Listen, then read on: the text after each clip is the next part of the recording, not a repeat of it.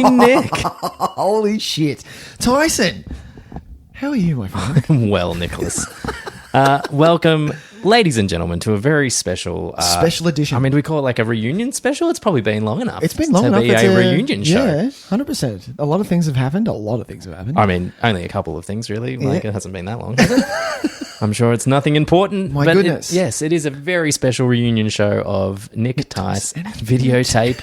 We have been off the air since December 2020. Oh, wow, that long. When we thought maybe that the world would be returning to some form of normalcy. Some form of normality, yep.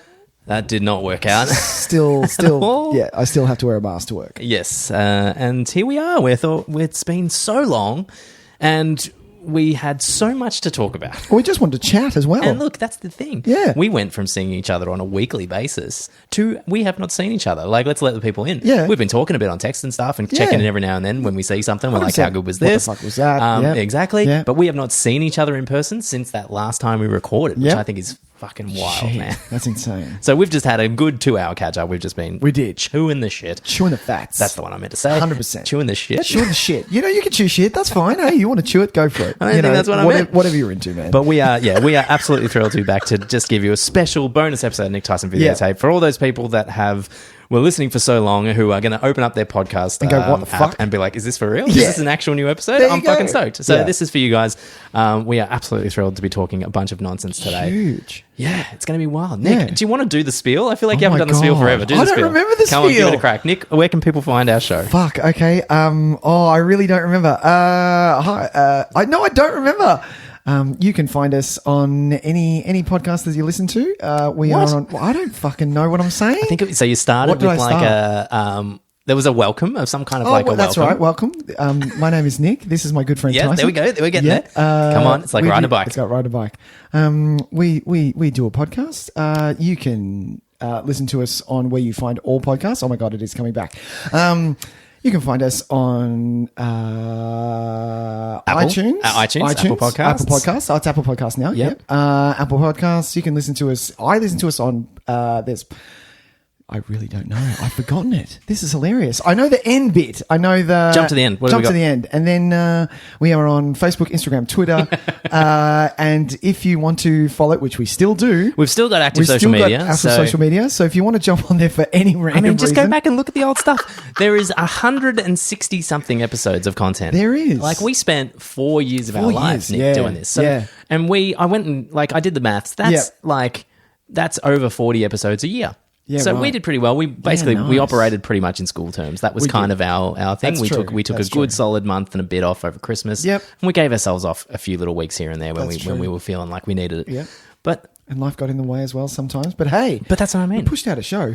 And like especially doing like Halloween special and then a bit of a break and then Christmas specials. That was a heavy... It was. That was a heavy time of watching. You have to have huge, shit man. Yeah, we...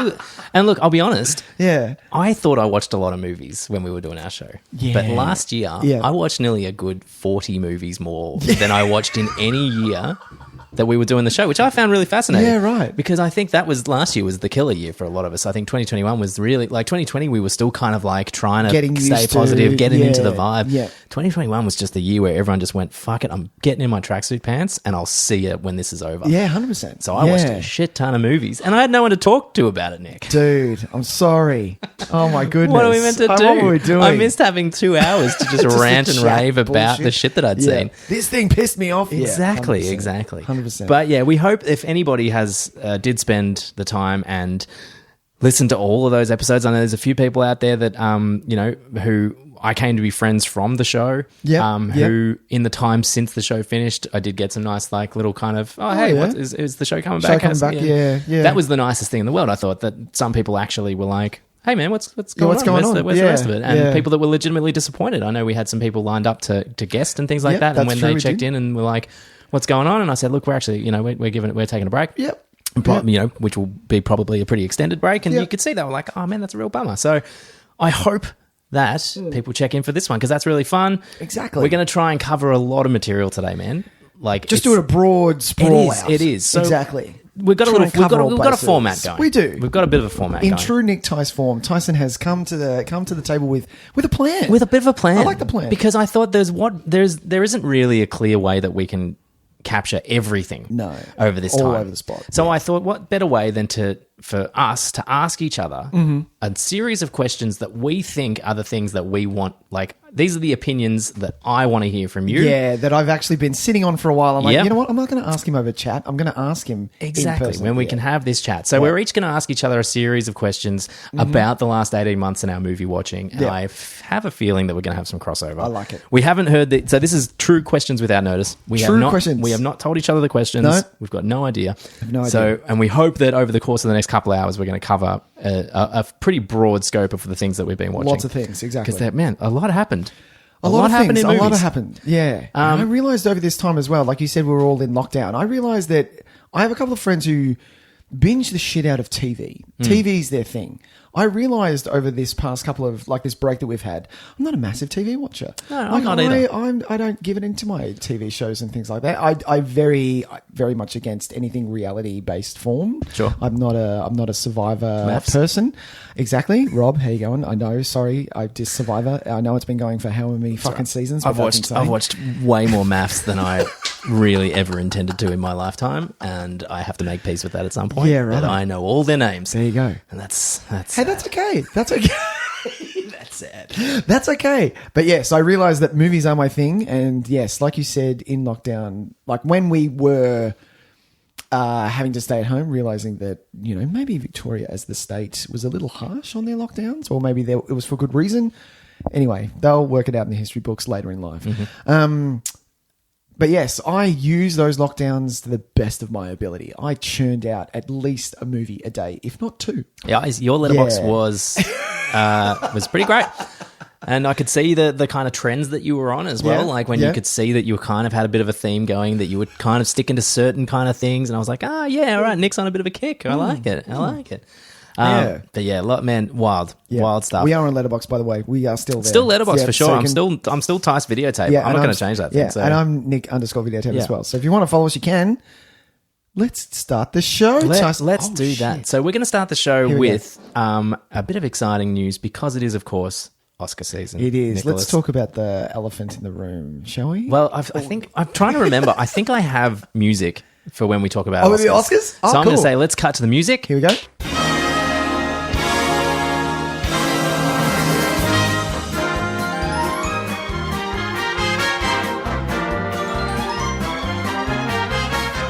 And if I had some, it will be there. I have to go back to the. I've still got all the stuff. I've still got all my shit go to the saved somewhere. Yeah, but we might have to. Yeah, we're gonna have to go in the archives and see if that's still around for our welcome to our Oscars Extravaganza 2022. Jesus Christ, wild. So Nick, I think. Talk to me. I think the best thing we can do is to just address the elephant in the room quickly. Let's get it out of the way, and then we'll talk about the good stuff. Yeah. Okay. May I? Nick, go for it. I don't care. And this is my opinion. I know opinions are coming out of every moment, every orifice that every human being has an opinion about this. Yep. And my opinion is, I don't care what anyone says. You don't go up and hit someone and then do what you did. Sorry, we are talking about Will Smith. If you're slow to catch up, but yes, Chris Rock made a joke. Whether that joke was okay or not is not for me to say. It doesn't really matter. Either whether the joke was bad or good, the reaction that happened with that joke is not okay in my book. I think that if you do, and if I was in that position, I don't know the effects of. Now I haven't looked into alopecia at all. Now in saying this, and I feel like I have to because it is a podcast. For people who don't know what I look like, I am bald. Okay. I got to a point where in my life where my hair was thinning, shaved my head so you can actually see whatever. But that's not really the point. The point is that you don't do what he did. And if I was in that position and I didn't like what the gentleman said at a joke at my wife's expense, wouldn't do that. Go up to him afterwards because the show finishes and you're going to see him at an after party and go, hey man, not okay. Not fucking okay. Not okay in the slightest. And then if you really want to fuck him, then you can go to the press and go, look, he did this. I wasn't okay with it. Whether he knew about my wife's alopecia but I wasn't okay with what he said. You know, another take that I heard that was really good, which came from my wife, which I think was, if he had done this, it would have been, it's the gentleman thing Lee to do, walk up on stage like he did, grab the mic and go, how about we don't joke about people's diseases that they have? How about that? That's and then pretty much where I fell down in the end is that I'm sad because I feel like there could have been, I feel like I can't justify how he felt in that moment. I can't empathize entirely with that. So I guess, you know, his actions are his own and that's just the way it is now, unfortunately. But I do feel like there was a moment missed for learning. Yes. And I think we always are kind of striving for that. 100%. Isn't that what we're looking for? The opportunity for him to go up and say, hey, Chris, I know you're just trying to be funny, man. Give me the mic for a sec. Listen, Jada's been really open about her situation. And I think maybe making gags about what has caused this is not cool. It's not cool. You carry on doing what you're doing, but I just wanted to make everyone aware of that. Yeah. And it would have still been awkward as hell, but we would be having a completely different conversation right now. Yeah. And I'm sad that we've kind of missed that opportunity because instead now all anyone's talking about is like, is it assault or not? And the stuff that it just completely removes, I think, a lot of the context and a lot of the deeper arguments that I am in no way inclined to have about the state of stand-up comedy and whether or not we are as a civilization should stop punching down in comedy. It's a conversation that I just cannot even fathom. You know, there is so much racial undertones to it that I can't understand. I will never be able to understand. 100%. But there's all these layers that I just don't think we're discussing now because it was just a dude smacking another dude. And it's like 100%. And not only that, like kind of the fact that he did win for best actor for best performance, and then went on to say that he is the words with a vessel of love. Vessel of love. I was like, unfortunately, no. And look, I did mention this to you before, but I feel really bad for any survivors of domestic violence or abuse who maybe were triggered a lot by what was happening. And were listening to a man basically say probably almost the exact same words they may have heard literally from their abuser. And so I think there's a lot there and huge amounts to unpack. We are in no way qualified. But we're not here to we got the elephant's out of the room. The elephant's now. out of the room. Oh man, what a wild night though. Jesus I do want to say that I watch the Oscars every year with my mate Bebo, and we've seen some stuff over the last couple of years, but I honestly believe that we would never see anything as wild as them announcing the wrong best picture. And less than 5 years later, 100%. This is what has happened. I mean, you go back through the histories of the Oscars, and there has been There's stuff. There's been moments. There was the streaker, the Native American woman that accepted on behalf of Marlon Brando, who made. There was Michael Moore getting booed off as soon as he talked about Bush's fake war or manufactured war, whatever the words he 100%. Chose. So there's always controversy. But my God, like this felt like honestly, it felt like the end of the Oscars as I had known it. Sure. Like, as I can't imagine how they can pretend to have this air of sophistication or this air of kind of importance as an awards ceremony, which they've managed to maintain for so long. Like, all of these other ones happen, but this is still the big boy. And it's the one where it's an opportunity to really, and whether or not you agree with this or not, I actually think it's a nice thing. I know that there's a lot of other things. There's a lot of politics comes into it, but it would be nice if it was a really sophisticated celebration of an art form that I consider fairly sophisticated also. I don't consider it like just going to the pitches. Like, that is how we feel about it. And it feels like from this moment on, really, they can never return to that feeling again because we saw someone get slapped. And it affected everyone. And you could see everybody. It affected everyone. And then for the rest of the ceremony, it was like all the oxygen had been sucked out of that room. And I guess I didn't even care from that point on. I think we were in shock, to be honest. I really felt, and Questlove winning his for the documentary, Jessica Chastain winning hers, and then Coda winning Best Picture. All of that was just overshadowed by what Will had done, and I just felt horrible. I felt so horrible for all of those people. It just felt, it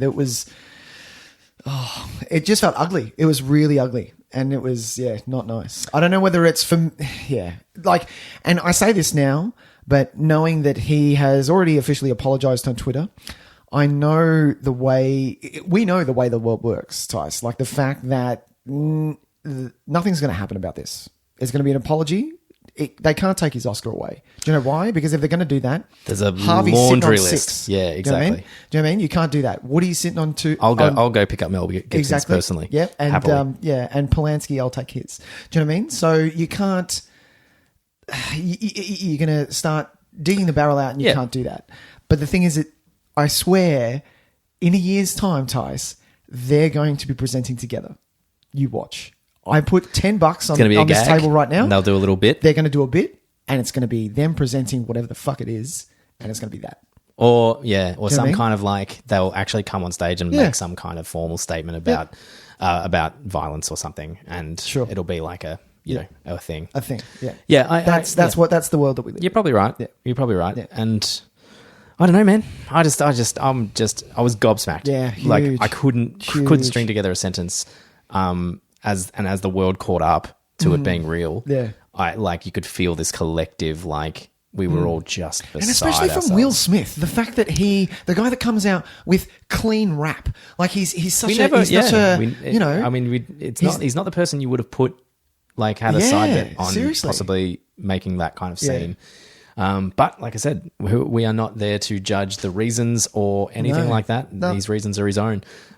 More just to comment on what that actually means for the Oscars going forward and what it means culturally going forward. I'd be hard pressed to think that the Oscars would be able to present themselves in exactly the same manner anymore.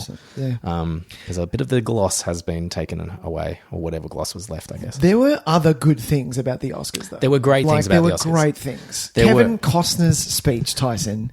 I know we were going to listen to it, but I didn't get a chance to listen to it again because, like I said, I was too gobsmacked. Yeah, I know, and it was just like where I watched it, the feed kind of dropped out at that time, so I caught the arse end of it, and I could tell that it was such a beautiful speech, and it was a speech for him to present Best Director. Mm-hmm. And because he sat in that chair before, he knows what's going on, and it was such a beautiful speech, and even little things like that. Like I really love, you said before when we were talking before we started recording, how that's the Oscars that we watch. It's for that. Like, say what you will about the Oscars being political or whatever, it's not a show.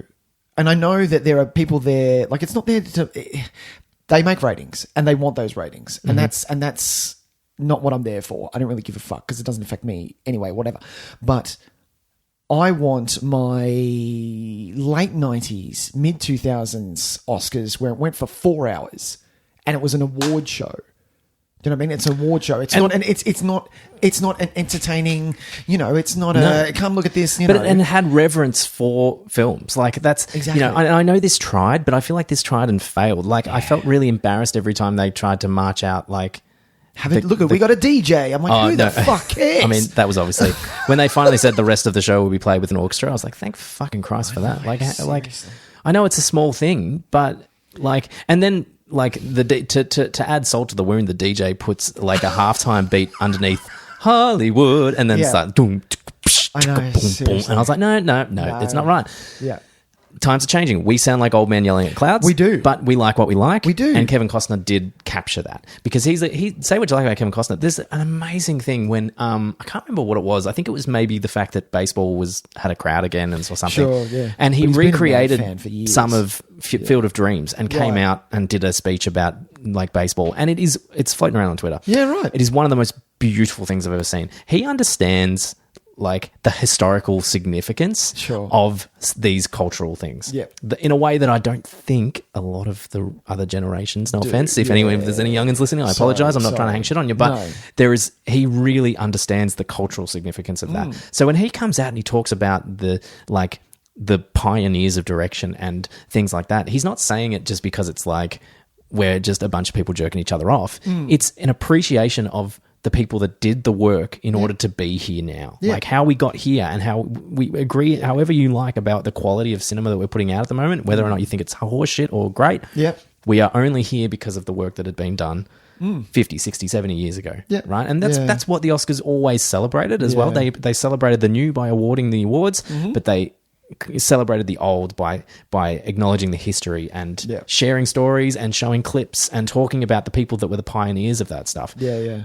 Now the show doesn't give a fuck about that. No. Like the fucking Lifetime Achievement Award was presented a week earlier, and I had to watch a clip on Twitter, and it was beautiful. Denzel presenting it to Samuel L. Jackson. Yeah, huge. How is that not what you want on your television screen? Exactly. Rather than, I can't think of anything coming to mind right now. Rather than, well, there wasn't really much skits or anything, was there? Which is there good. Really, I'm glad it kept it minimal. And I actually thought, to be honest, I thought Wanda Sykes was hilarious. I think she should do it by herself. I think she should do it by herself. I thought Amy Schumer did a really good job considering the position she was in. Yeah. And she came out and she addressed it honestly gave me, finally I felt like I could breathe. Yeah, 100%. And so I congratulated her for that. Has changed. I was like, thank God for you. Yes. God, and I've forgotten the other comedian's name. Oh my God, I'm sorry. What was her name? From Scary Movie. God. Oh, is it? Yeah. Regina Hall. In good Regina Hall in good Regina? form, we've done this again. Yeah, as we usually do. Yeah, Regina Hall. Was it Regina Hall? Who I honestly felt like she, her material, I would say, it was not her as a performer. No. I think the material that was written for her and perhaps that she worked on with those writers was not great. Didn't serve her the best. No. 100%. No. But she did, yeah. I would adore Wanda Sykes to do it by herself. God. She is hilarious. She was gold. She was so great and she committed to every bit 100%, but she also wasn't doing the kind of the winky, I'm better than this stuff. Like she was just buying it 100%. She was there. She was doing it Billy Crystal style. Like, yes, I'm a comedian and I can make you laugh, but I'm also here to present this quite prestigious, award show. So, yeah. Yeah, very good. How do we get onto that again? Because we were talking about things that we liked about the Oscars. We've talked about the elephant because we couldn't think about. There weren't really many skits or anything, which was great. I always will miss clip packages though. Yes. I will miss like when they come out to present best score. Someone comes on and talks about some of the great scores that inspired them, and we get snippets of things, and we see vistas of fucking Lawrence of Arabia with the music in the background, and it all just kind of flushes into your head. Sound of music with the roll. Yes, across exactly. The and look, maybe that's old hat, and maybe you can still do that's new cliche. Stuff. Do new ones. But do new ones, yeah. You've got them there. As if you don't have them there. I hate to keep bringing up bad things, but That's okay. the Twitter voted stuff. Okay, so I was, not that anyone follows me on Twitter who listens to this, but if you did, I went on a bit of an old man rant. When the Academy Twitter account showed that, and this was right around the time, remember, they weren't going to show specific awards that meant quite a lot to me. And when it came out that we weren't going to see best score, were we not going to see? Score was presented off screen. Yeah. We actually got those in Australia. We got the small. I don't know if that was worldwide that you actually got to see just those small edited sections. Yeah, it wasn't. It wasn't really. So we got actually a bigger Oscars than the States, which makes no. So they went to sense commercials to me. or something then, did they? Yeah. Interesting. Which is why it was quick, and the presenter who was the voiceover did those awards.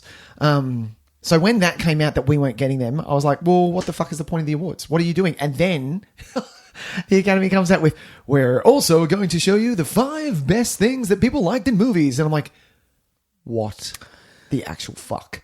Like, and it was you're just going for ratings now. Yeah, of course it Vote was. for your favorite scene in all the movies. And I'm like, what? What was it? The all-time greatest cheer moment or something. And they chose, like, people were choosing the and I don't know if they were, like, chosen for them and then they voted from there, because it was like, of all the movies in all the world, we ended up with the number one of fucking The Flash. Yeah. From a movie that wasn't even meant to be a movie. But both of those quick reels or whatever the fuck they were, both the number one picks was a Zack Snyder film. Like, I was like, and my God. I am sad that the internet trolls of Snyder, the Restore the Snyderverse people won that battle, because I was really hoping that the anti-Snyder trolls who were voting for Cinderella would get it over the line.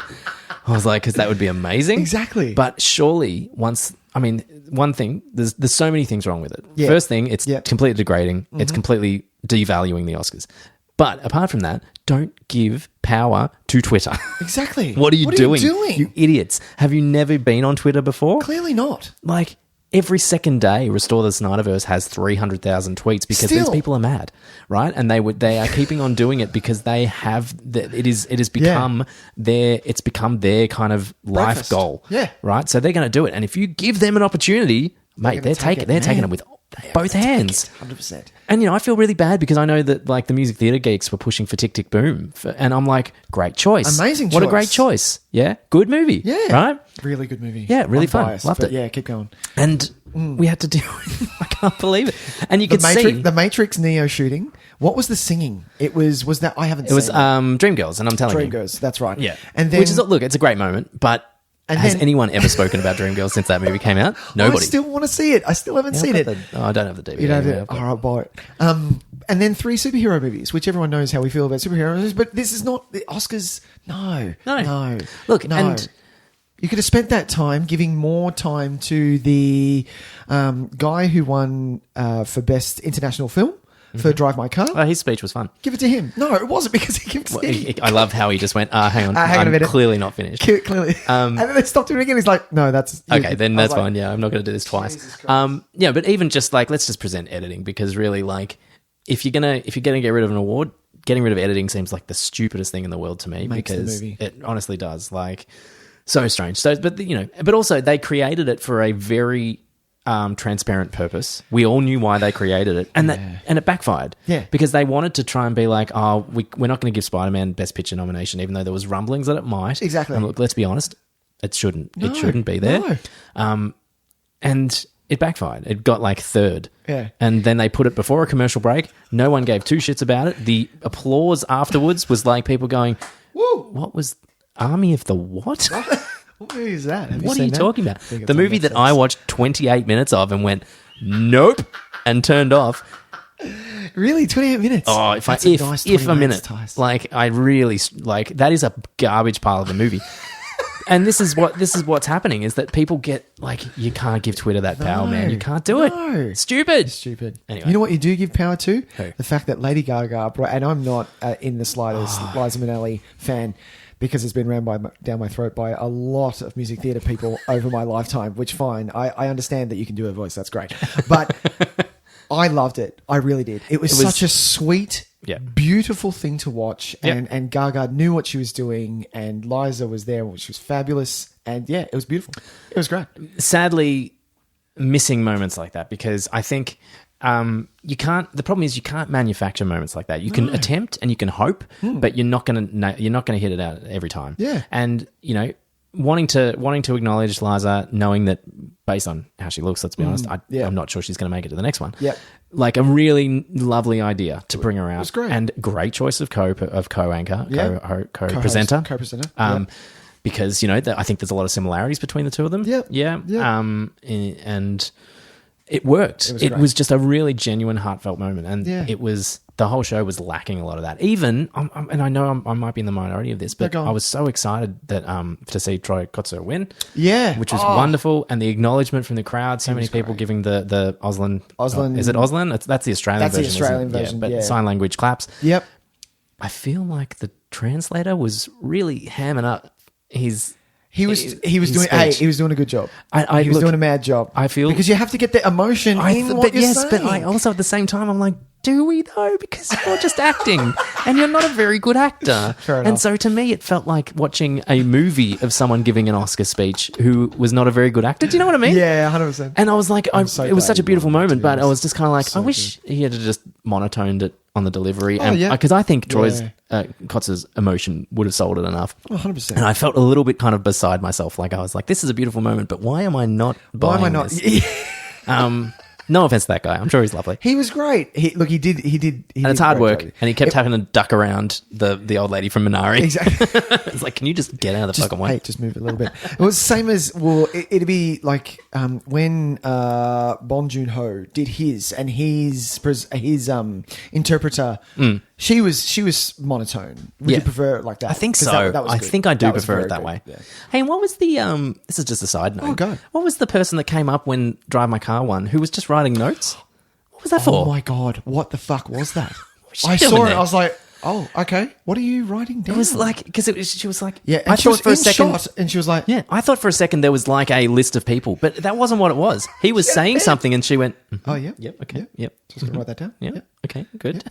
She can't do that from the audience. It was very odd. I just thought it was really strange, and I'm like, remember that. but she was so happy to for him. She was like, "Oh, this is wonderful." I need I'm to just going to Google write that. that I down. need to Google that later. Yeah, I've got to Please figure. I remind really me. want to know what was going on there.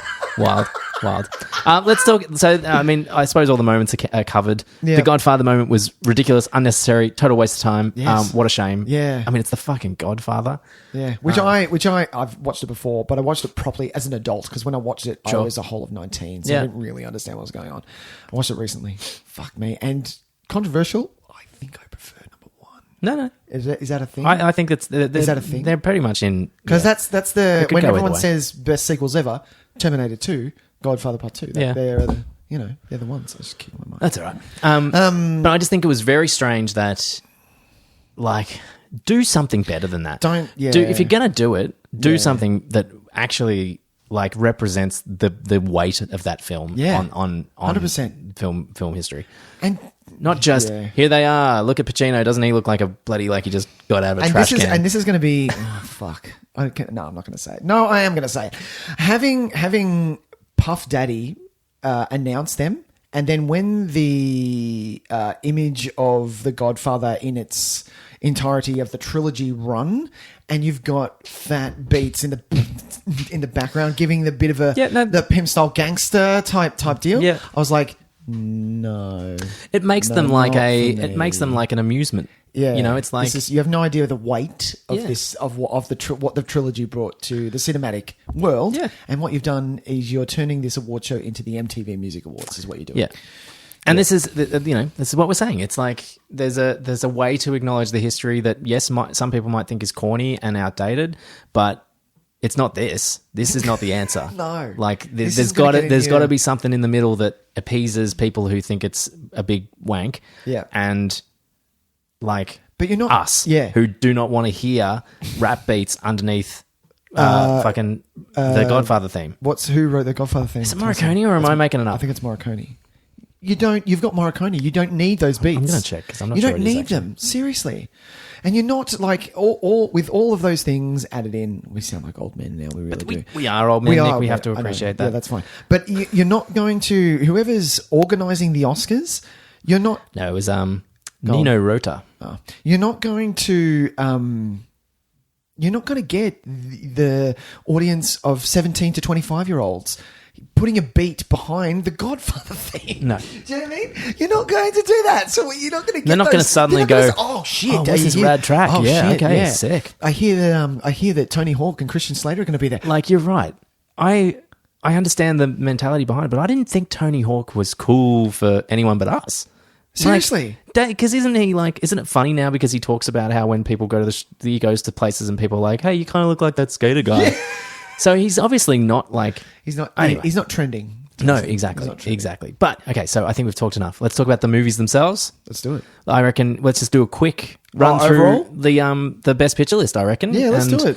It's kind of, I didn't get to watch all of them, Nick. I did, Tyson. In I knew good you would. Nic Tyson videotape fashion, I watched them all. I've watched more than I have watched in a while. I think I only missed 3. Yeah. Usually I remember- I only watch like 1 or 2 and then I get to them later. Yeah. The last time we did this, you were like, I've missed them. I think I missed nearly all of them last year. Yeah.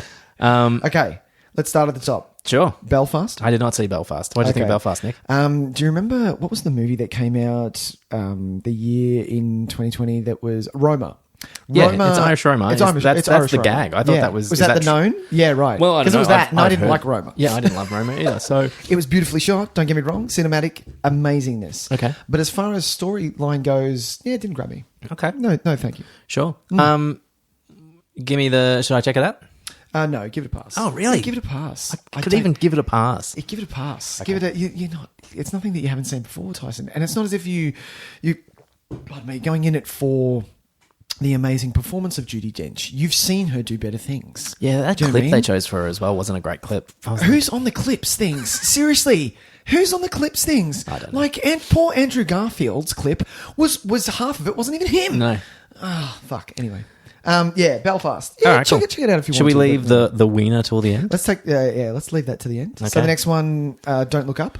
Don't Look Up. Did you watch Don't Look Up? I did Tyson? watch Don't Look Up. Okay, I like what Adam McKay is becoming. Let me just say that. Okay. So I will say that I don't. okay, I think he has gone off the rails. sure. You think you prefer Anchorman Adam McKay? I mean, doesn't doesn't? everybody? Please. Well, that time has passed, and he wants to develop as I a know, director. but I think I still think The Big Short is the best of his serious, and I Sure. use that term loosely, films. Yeah. I think they've gotten progressively worse. I was a big fan of Vice. Okay, fair enough. Vice out of the three was my favorite. Sure. Probably because I've done the most research on that, though. Yeah, if it's the most familiar yeah, to do you know what I you, mean? then I understand. And look, Don't Look Up. I did laugh out loud in moments. I have to admit, I did laugh out loud. I did laugh out loud in moments. Am I going to watch it again? No. I'm never going to watch it again. Am I going to ask someone, oh, you should watch that? No, I'm not going to. No. I feel like I will say for a few of these, I've got letterbox reviews if anyone wants to go Please. check them out. Yep. It's much more clarified thought because I've actually taken the time Actually to write things and think about what I'm saying. Yep. But I will just say, and like I said, I think I cover it a little bit more clearly in that review if you want to go check it out. But I found that it really, for one, it preached to the choir.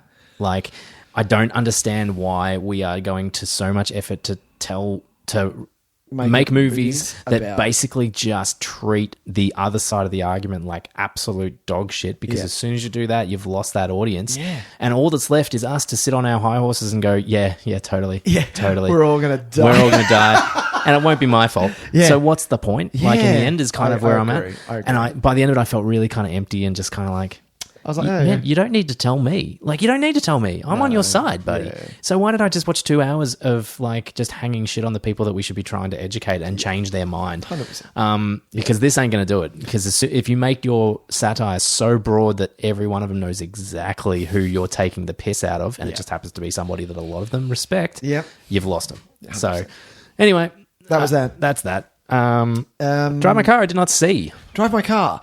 Look, Drive My Car, it's a particular taste. Mm-hmm. I'd say give it a watch, but you have to know what you're in for. It is a Japanese dramatic piece. Yep. And it's 3 hours long. Mm-hmm. It's a 3 hour sit-in. Now, my only... warning is the wrong word.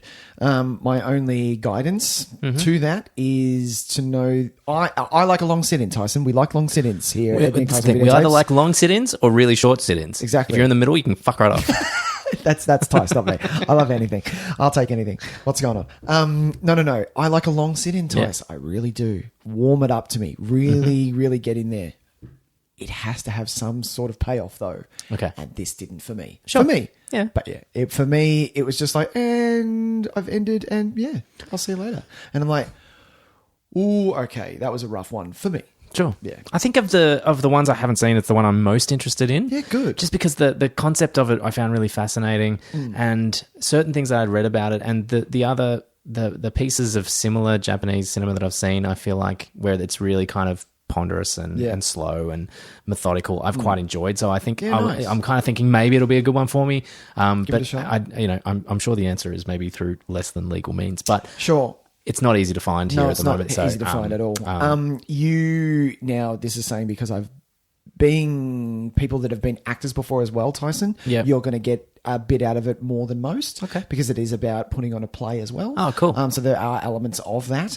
I also, if you know Chekhov very well, because the play that they do is Uncle Vanya, and I've done Uncle Vanya. Yeah, great. So there are moments in there that anyone who is familiar with Chekhov is going to get more so than anyone who hasn't. Okay. But that doesn't mean that anyone who hasn't isn't going to get something out of it. But yeah, you'll get more. Okay, interesting. Even that though, not for me. Sure, fair enough. Yeah. Next on the list Next is one? Dune. Dune. Tyson. I definitely saw this. My God. Go on. No, look, because I think I'm kind of lukewarm on it, so I think maybe... You think maybe... Yeah, I was surprised because I went into Dune just not expecting anything really. I thought, this is going to be big. You know, Denny really brings his A game to anything that he does, to be honest. I want to watch Arrival again. It's the only one that I didn't like. I loved it. And everyone fucking loves it.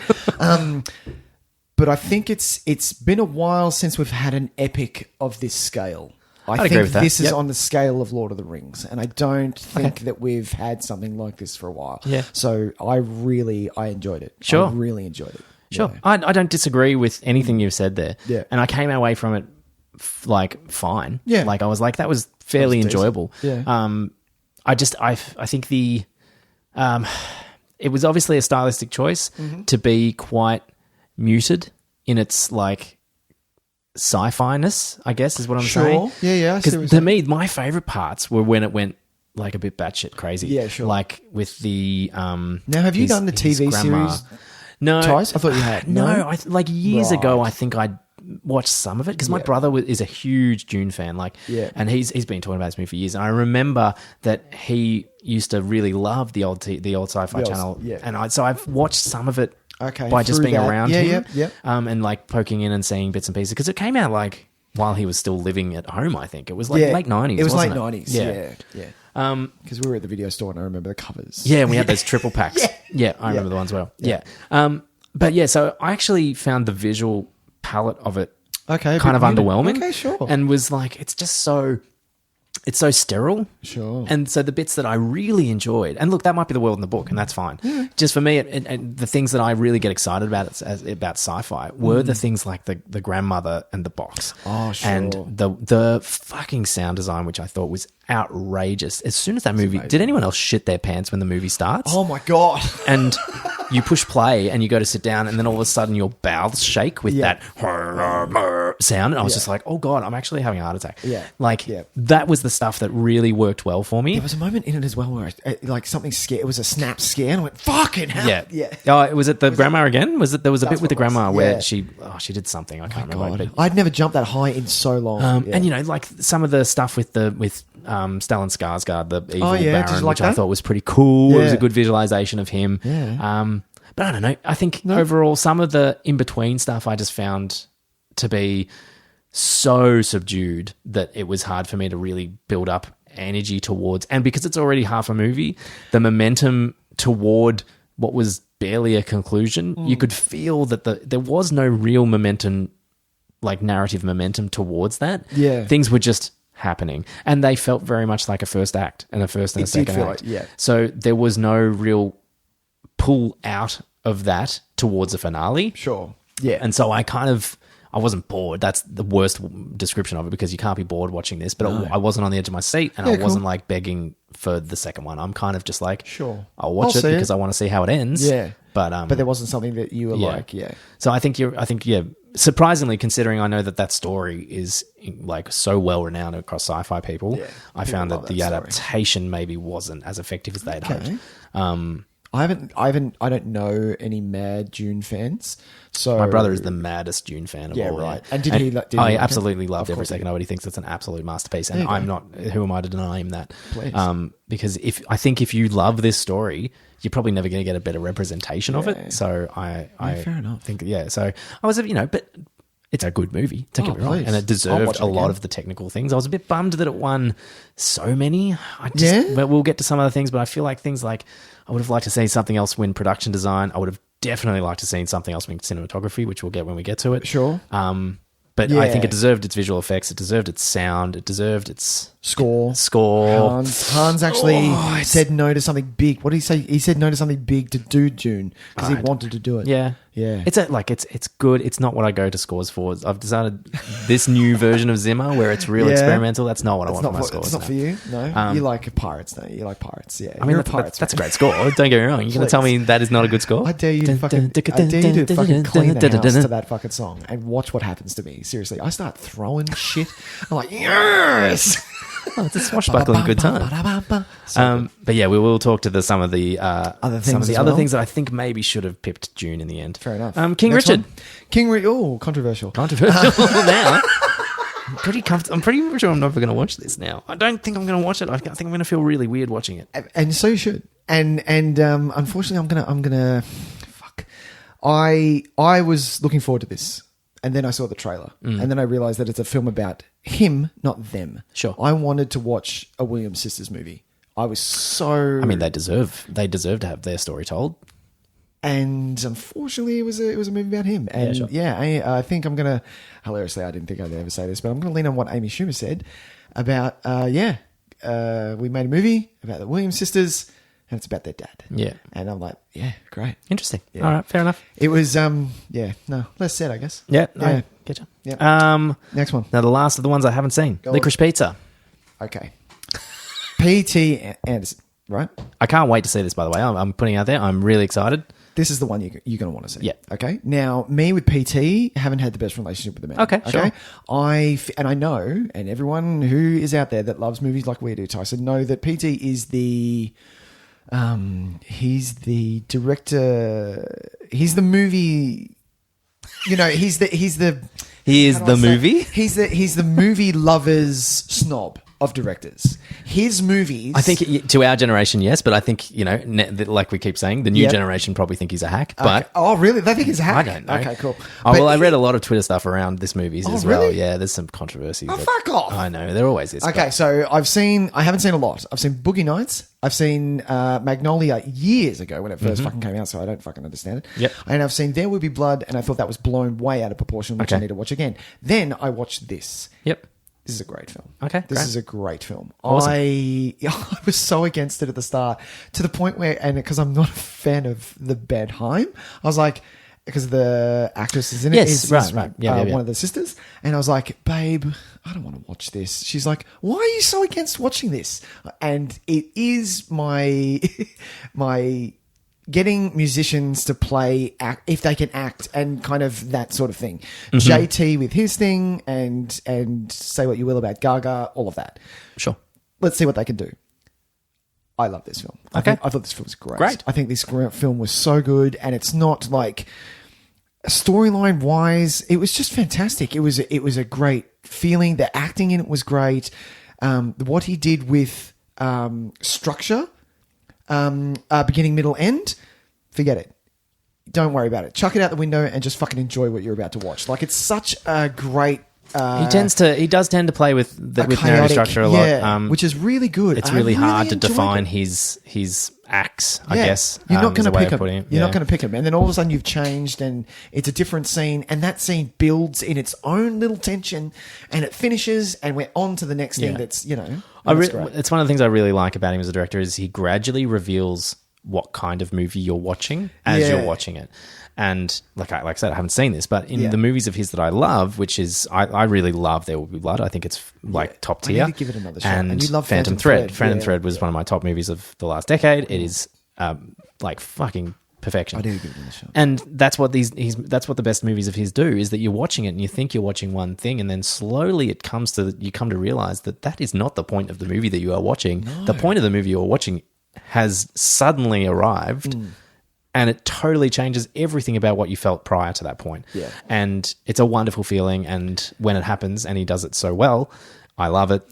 He's a top tier for me, and I'm really excited to see this once it becomes available for us. Exactly. Such a good movie. And I didn't know till halfway through the movie that Cooper Hoffman is Philip's son. I didn't know that. Didn't know that. Yeah, I didn't know at first. Yeah. And then once I discovered it, became like a head smack moment where I'm like, of course it is. Of course it is. Then you see it and you're like, oh my God. And they had such a lovely working relationship together. Some of the best work each of them have done had been with each other. Yeah. I don't know if we had the show when I saw it, but I watched Hard 8, his first film. No. Not that long ago. Yeah. And was that good? Oh man, fucking brilliant. That's Soderbergh. No, who's that? No, that's PTA. Yeah, right. Yeah, it's his first film. Yeah, right. And it's something else. Like, it really is. I need to watch more of these things. I'm starting to, like, even the gaps, the ones that I haven't seen, that I'm finally getting around to watch. Like, I still haven't seen Inherent Vice, but I don't think many people have. But I want to watch it. But I want to watch it. That's the thing. And I'm going to fill these gaps because I really think he's just he's a good director. All right. Next one. Nightmare Alley. Oh, okay. Shit, it was gorgeous. It was gorgeous to look at. Really gorgeous to look at. I think Del dropped the ball. I agree. You've seen this one? Yeah. Okay, cool. I think he dropped the ball on this. That's not to say that I didn't enjoy the ride. There were moments in it that I liked. Mm-hmm. I will always go to see a movie about the P.T. Barnum era circus freaks. Yep. Yeah, I love that. I love what was going on. I didn't really believe Bradley's character. Nope. Thought he was fucking weird. Like, He was what is your too game? old. He was too old to play the character because Yeah. everyone kept commenting on you're too young or when I was your age. And I'm like, what are you fucking talking about? You're That's about fucking 10 years older than yeah. him. You could have been pals in high school. Yeah, seriously. So, And yeah, was I like, found it really strange. Yeah, I wasn't, yeah. It was De Niro and Irishman kind of levels of this is wrong. Sure. I mean, that's probably a bit extreme That's- because he was Chill playing out, like a mate. 15-year-old or something He or was, 20-something in that movie. But, yeah, I didn't. And then when it finally got going and you realize what the movie was about, I was like, oh, I'm not in this at all. I was less interested in that part of it as well because Not the third act, but the second third act act just stepped it up a notch, I'll be honest. It was quite interesting. I Yeah. didn't like the ending. I'm going to put it the very ending. Yeah. It like Sucked. get it gone, Fuck cut off. it out. Yeah. It was like a Tales from the Crypt It ending. was, yes. And I'm like, serious? You're but in gonna do certain this? circumstances, I would be up for that. But that was not the movie you this, sold though. me. You Not didn't this, sell me though. this movie. You weren't making this movie to then have this bait and switch at the end with the Crypt Keeper going, ha ha ha, so you'll see. You saw the end, did you? Like, Yes. no. Sometimes the geek is you. Like, you know what I mean? Like, it was so ridiculous. Spot on. Anyway, but Yeah. a lot of it, I did enjoy a lot of it. I thought Cate Blanchett was on another level. She probably was the only person that really, truly understood the movie that she was in, I thought. Oh, yeah, I'll agree with you there. Like, Yeah, 100%. Was just like... Toni Collette was good as well. Toni Collette was lovely and she was quite heartfelt and really quite vulnerable Yeah. and I appreciated that. And Strathairn is always fantastic. He can walk in the park. Yeah. William Dafoe, same thing. Great performance, great monologue when he's talking about the geek story. Yeah. Like, honestly, Yeah. such great stuff. See, there was stuff in there. Yeah, really Like- good. I have no idea what Rooney Mara is doing in that movie though. Like just a waste of waste. space. And in a that waste movie. of her. Waste of her. Waste of She's- the character. Yeah. And yeah, I found... She's not. I guess this is a good thing to say. I find her as an actor too strong to play that part. Does that make sense? I kept waiting for it to be more important. Yeah, that character. She but plays very strong women, and Yeah. I was waiting for her to it was a bust very out or do something. Yeah, it was a very secondary, a very passive character. Yeah. And was kind of disappointing. Yeah. I don't know. Look, it was a mixed bag, real mixed bag. Yeah. I think I liked it a little bit more than some of the others, but Yeah. overall, I was glad that it really didn't. I don't think it won anything. No, it didn't win And anything, no. aside from maybe production design, probably Maybe. could have been Yeah, in. you're not with going to it. win over Dune, though. Sorry. No, Yeah. but I think it would make an excellent black and white film. I don't always agree yeah. with when they do the whole we're going to Chrome throw it version. in chrome, but Yeah. this is one that I think would work really well. Side note: have you seen Mad Max Chrome? No, No, neither have I. Why would I want to? The colours in that movie are fucking phenomenal. I know Sorry. it's an odd choice. I think Logan so is a better strange. choice. You think so? Have the you Logan watched that one? No, no. Why Have would I watched it all the way want through? to? I think I watched some of it just to get a vibe Oh, of it. sure. Because I've definitely seen some of it. So Yeah. but I don't think I've sat down and watched the whole Strange. thing. Nightmare Alley, I might watch again. I agree, you which know what is I mean? weird because I think Yeah. because I actually feel passionate about it one way or another, which I think some of the other ones I just don't feel passionate about one way or another. Yeah. So yeah, I might watch it again. Like if Sam goes, "Hey, do you want to watch this?" I'll go. You know what? Yeah, I will watch that. I It's might a even 2.5 come hour around. sitting. Yeah, it was a bit long, Yeah, wasn't it? But yeah. I actually think the last half an hour is the strongest. So Absolutely. it kind of drives towards it nicely. Yeah. And Peter Jenkins, when he arrives, I'm like, why didn't this happen fucking half an hour ago? You know what I mean? I feel like we've Yeah, you needed him from the start. You Well, needed him to see. if we knew about him maybe at the beginning and he was Yeah. like this figure that was spoken of in whispers and Yeah, things like that. yeah. But by the time he comes in, I've kind of lost a bit of drive and spark and I I'm a don't bit care. kind of... And you need to be scared of him. And you were a little bit, but No, not really. not enough at all. He You're needs to right. be He fucking needed to be petrified menacing. of him. Yeah. You know. Interesting. Yeah. Next. I've missed this. Yeah, it's good fun, isn't it? Oh, go on. Power of the Dog. Power of the Dog. Power of the Dog, Tyson. You start off. Go on. My choice Go on. for Best picture? should have won. Yeah, That's what I thought as well. Yeah. That was my choice as well. I still don't think it's like the greatest. It's not like one of those movies that I walked away going from, this is a magical work of art and deserves to win everything. I think of the choices we had, it was my favorite. I have had a little bit of a conversation with some people who don't necessarily agree with me, but I'm sticking with my take on it. Go on. That I think it reads best as a black comedy. Oh, yeah? And because like the blackest of black comedies, right? I can see where you're going. Because Yeah. I found Campion's use of innuendo to be legitimately hilarious. Sure. I think she was just not pulling any punches with it to the Yeah. point where I was like, I found it funny, but not in like a I'm laughing at it way. No, it was- I was laughing at the audacity of her choices. Oh, sure. Like when Benedict Cumberbatch has that fucking fence post and starts ramming it in the hole in the dirt. And I'm like, how is anyone keeping a straight face at this? This is wonderful. Sure. Wonderful. It is Sure. a wonderfully black, satiric look at masculinity in the Old West, and I loved it. Yeah. I thought Cody Schmidt-McPhee was He was terrifying. He was spot on, wasn't he? I thought Kirsten Dunst is doing her best work in years. She was just so sad. More Kirsten Dunst, man. Yeah, and Jesse Plemons is just the perfect kind of just passenger to it. Yeah. Because that's just him. He's so great at just having good intentions, but just being a bit clueless. Yeah. And Benedict was my pick for best actor. Like, I thought he would have gotten it as well. The menace in him, the venom in him. He was quite scary. He was quite scary. I'd never seen anything like it. And when it was revealed, and I'll say I didn't pick it at first. You didn't pick it? And when it became... I probably picked it maybe 5 minutes before the movie wants you to anyway, so I wouldn't say I was there a long way, but when you go back and you start to think about it and you think about the cause of all this and then you think about the Bronco Henry stories and you're just like, oh my God, and you finally figure this guy out, and I was just like, that is outstanding work. This was my pick for cinematography as well. I think it is shot absolutely beautifully. It is the best looking of any of the films I saw. And like Dune is great. Don't get me wrong, shot beautifully. But a lot of that for me was like, look at this giant spaceship. Whereas, which is a lot of CGI. This is actually there was a lot of just really wonderful uses of natural nature and environment in this. Do you think that maybe this is because you're a big fan of the Western, Tyson? You know, our audiences know this. This is a bit because I didn't think it was my pick, but I didn't love it. Sure. I didn't love the movie. No, fair enough. I agree with what you said, apart from, I find Benedict's American accent slightly, just a smidge It's weird. It's the house effect. It's Hugh Laurie and House. Yeah. It's American in the sense that it has all the traits of an American accent. But it's too clean. But it doesn't exist. Yeah. The accent. It's like what's her name's? Go on. Like Oscar. Go on. She's got the record. Hepburn. It's like it's the Catherine Hepburn thing where you know how they used to have that old fashioned kind of half American, half English thing for classic screen. Yep. That she just mastered. It's that. It doesn't exist in real life. Yeah. But it's an acting voice. Yeah. It's an acting voice. And I mean, whether but or you not, can push past that. I pushed past it because I actually started thinking I started using it as part of his character that he was putting it on to be more cowboy-esque when in reality because he's educated and he's a really smart guy, so this was his attempt to sound more lower class. I just kind of that was my own little thing. It's probably just his thing, but that's just how I went with it. His performance anyway outweighed the accent. It didn't really matter. Like you didn't hear it after a little while anyway because how fucking petrified you were of him. And disgusted in him, and just like it's an amazing the ukulele scene. That was my favorite scene of probably except for some things we might talk about a bit later. Oh, sure. One of my favorite scenes of the year, like watching when he just leans over the fucking balustrade and looks at her with that thing. I mean, okay, and at the same time.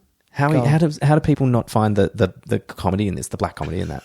That is fantastic. Yeah. It's funny in the sense that and I say black in the blackest of black. Yeah. Because you can appreciate how rotten he is. That's what I laugh at. Yeah, right. There's a sick kind of enjoyment in that. But God, yeah, really great. I thought it was a great movie. I watch it again. I think it's definitely something I would watch again. Like I said, it's of this batch, which I think is probably a weaker batch that we've had in a while. It was my favorite. Yeah. Against other years, I don't think it would hold up as sure. I'd still like it just as much, but there would be other things that I would like more, I think. Fair enough. That's my chair. Oh, that's your chair. Good chair. Next on the list. Oh, next on the list and second last on the list, Tyson. This was definitely one that I don't have a history of. You might. I definitely don't. West Side Story. So I haven't seen the original. And haven't seen the original. I haven't seen the original, which is definitely on the list because it won Best Picture of its year. Yeah, won a bunch of stuff. And with the history that we've had with acting, Tyson, I have never seen or put on West Side Story either. Wow. So I was coming into this fresh as a daisy. Wow. Yep, fresh. And I thought, who better to do it than to Spielberg? And let's see how I go from here. And I can tell you, I think maybe I should have seen it on a bigger screen. Okay, sure. Yeah, did you watch it on Disney Plus? I did, yeah. Okay. And it looked amazing. It looked really good. I loved, there were a few numbers in there which I kind of liked, but unfortunately, and this goes the same with Baby Driver, I can't get past him. I don't like him. I think he's far and away the worst thing in the movie. Fuck me. And he's a genuine problem with the movie. Yeah. Like he is. It's hard. You can't push past it. You try, and the people around it are trying to help. But unfortunately, the movie is about those two. Yeah, of course. And if one of them lacks, then it's going to suck. No, I agree. I completely agree. I think yeah. he's complete dead weight, and it's probably the most I've appreciated him in a film. But even then, we're still like, it's not enough, and you're nowhere near what should be happening for this role. Yeah, and, right. There were moments where he was trying to be serious and emotional, and I was snorting back laughter at times because it was just a joke. He's not good. He is not good at what he does, and he's also apparently a pretty garbage human being. Yeah, so and I read about that as well. And I was like, oh wow, you're a prick. Yeah. So there's no apologies needed. No, you're garbage at what you do. You're probably garbage as a human. Maybe give it up. Maybe give it up. Yeah. Maybe become a carpenter. And the surroundings, wonderful though. Like some really wonderful performances. I thought that would have got it for. I thought West Side would have got it for. Was it up for cinematography? No, it was up for cinematography. I thought it either would have got that or production design. It was my pick for production design. I think it was so well designed. The sets of this, the staging elements, the way that it looked like. It didn't look like a real street. It looked like a theatrical street. Yeah. Which is a really interesting choice because you could quite easily just say, no, we're just going to make it look normal. Like a normal street. But then you're not going to be able to pull off those massive numbers that they did. And they did pull them off. And little things like in Anita's bedroom. Yep. Like the way that like all the hanging drapes of colours and things like that. You just wouldn't have that in a normal house anyway. If you're going for realism, you wouldn't bother with that. But what it did was create these beautiful textures, these wonderful like lighting effects and things like that. I think production design was kind of robbed, to be honest. But what do you think? I like it because you've come full spectrum. You've seen the original. Yes. I still prefer the original. Yeah. That's just personal choice. Seen the show, obviously. Yeah, a couple of times. It's it is one of my favorite musicals. I think it's absolutely beautiful, and I understand that there are people that don't connect with the musical. Mm-hmm. I do, and it did unfortunately tarnish a little bit of my viewing of this one because they've just made some changes to the adaptation, which I don't necessarily think work in its favor. Okay, and it did ultimately remove some of the things that I love about West Side Story. Sure. I think by trying to make the central relationship more realistic, they're robbing a lot of its kind of fantasy elements. Okay. Like we're meant to feel like that they're silly kids in love, and it's this most pure, wonderful, fantastical thing that doesn't really exist. Yeah. So every time we sit down and we talk about Tony abusing some guy and just getting out of jail, and every time they try to justify it with realism, it robs it of its fantasy, I think. And so I kind of it didn't have the magical feeling that the original does, where like they sing an entire song about how they belong somewhere else, and that's very true of their characters because they are so clean and perfect that they don't belong in this world. In this world, they absolutely belong because they're just the same as everybody else. You know what I mean? And they're on the same level. It's hard to explain, but I'm trying to. I think I'm getting close. Someone smarter than me will be able to be more eloquent, and I think it did hurt. And it's Kushner's adaptation that I think. And I mean, who the fuck am I to tell Tony Kushner that he shouldn't be? He didn't do a good job. What a dickhead! Dude, you suck. Yeah, exactly. The fucking one of the greatest playwrights of all time. Yeah, no, this sucked, buddy. Yeah, man. Have another crack at it. Sorry, maybe where's the second draft? Oh god, but I can't help it. It was the thing that distanced it from me. Some of the choices they made to change things as well, I wasn't on board with. Yeah. I think by changing the singer of Somewhere because it's meant to be sung by Tony Maria, robbed them of that moment because it's so perfect for them. And I know they robbed Peter to pay Paul in a sense to have Rita have a chance to sing it, which is a beautiful moment.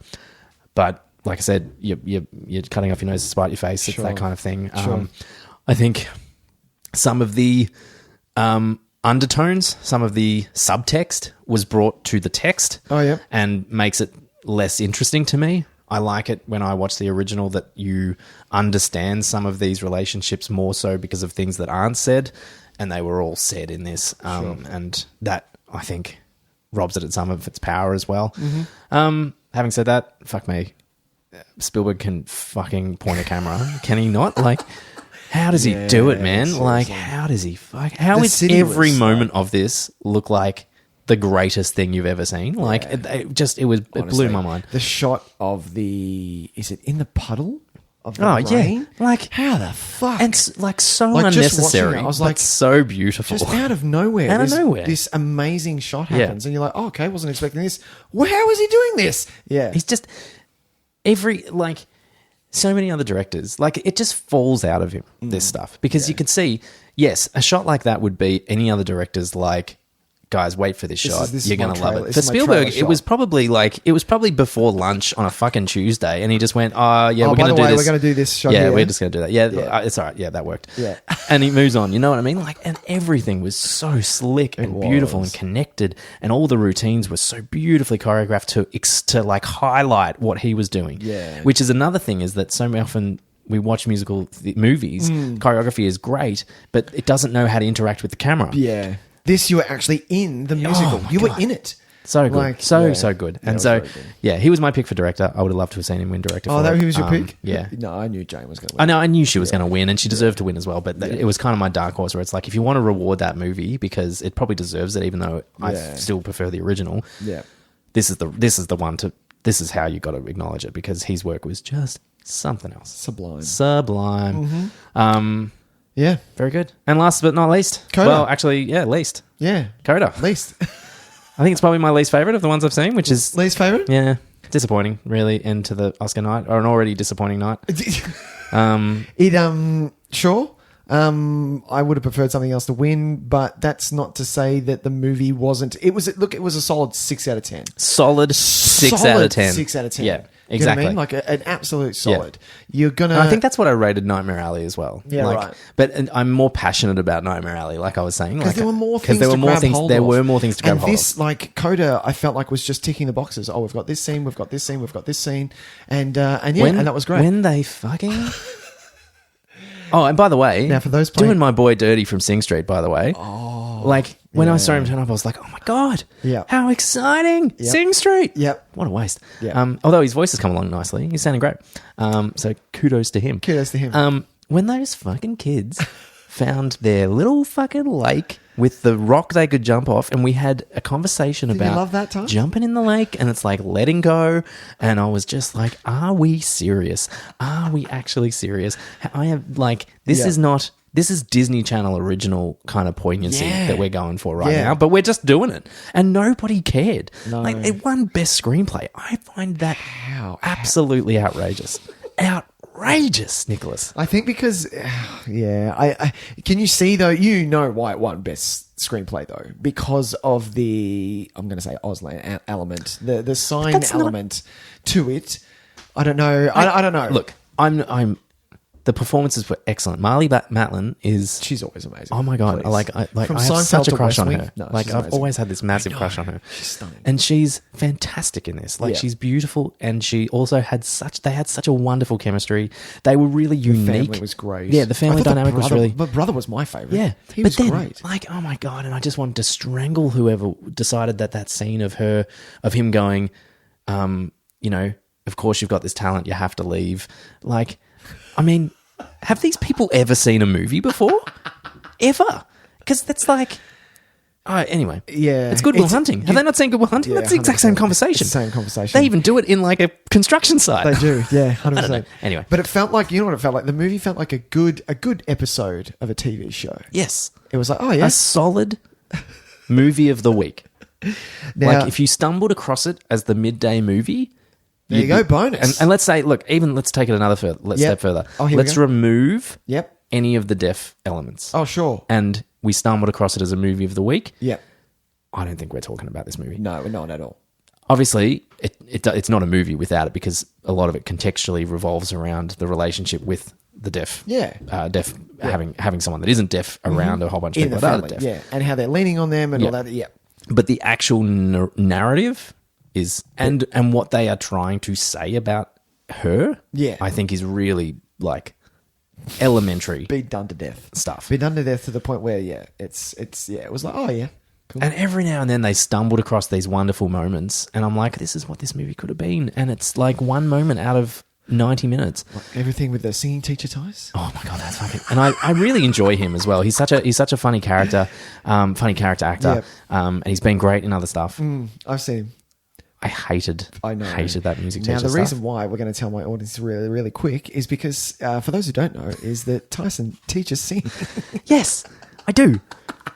And what did they do wrong, Tyson? No, look, do you know what? Some of the technical stuff was actually was good. Yeah. He did this little trick about the dogs, the different sized dogs panting, and I was like, I'm going to steal that. Oh, you're going to steal That's a good one. I like that a lot. Yeah.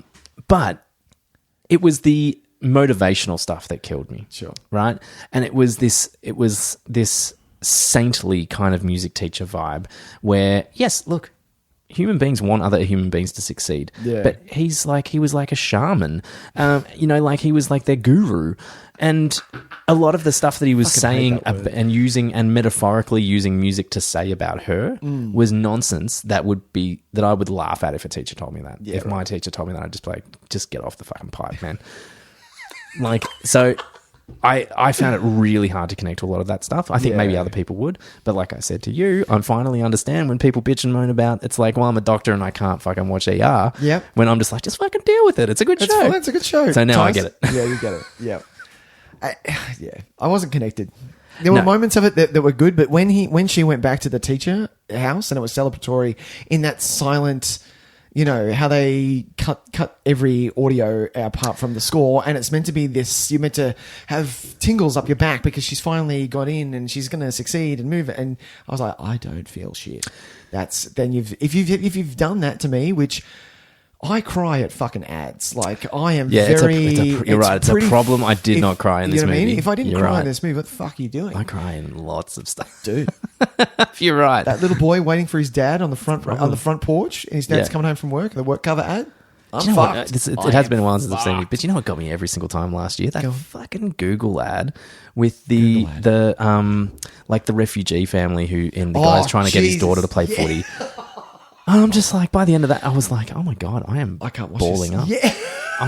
I'm choking up. I'm seriously choking up at this. Yeah. So it's a problem that Coda didn't make me even well up at all. Yeah. I think there was some really nice moments. I want to shout out the recital scene. I thought was really well handled. And that seemed like finally we were getting a movie, not just like a series of scenes. Yeah. We were getting something. We were actually making choices about how to artistically display this story. Mm-hmm. And I thought the finale was effective. Yeah, I think it actually hit a nice... Because I forget what the finale was. When she started signing, yeah. Right. Because I think... Yeah. Although, and my partner Rachel, as we were watching this, was like half an hour into the movie when she was talking about singing, was like, why doesn't she just sign it for him? And I'm like, it's a really good point. So that it became the finale, I think that robbed it a bit from us because we were like, well, yeah. It made sense. Isn't that a no-brainer that you would do that? That you would say, look, you can't hear the singing, but maybe you can connect to the lyrics that I'm saying. Yeah. And that beautiful moment where Troy put his hand on her throat to hear the vibrations and stuff. Like, wait, that's the good stuff. Anyway, all the rest of it I thought was nonsense. Yep. Moving on. So that's our OSCAR Extravaganza 2022, Nicholas. Yay! Now it is time for our feature presentation.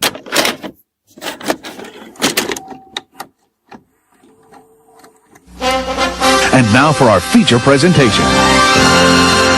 All right, Nicholas, here we are. Tyson. Feature prez. So just to recap, we have questions without notice. We have each formulated a series of questions. That's true. That we think will sum up what we've missed in the time that we've been apart. Absolutely.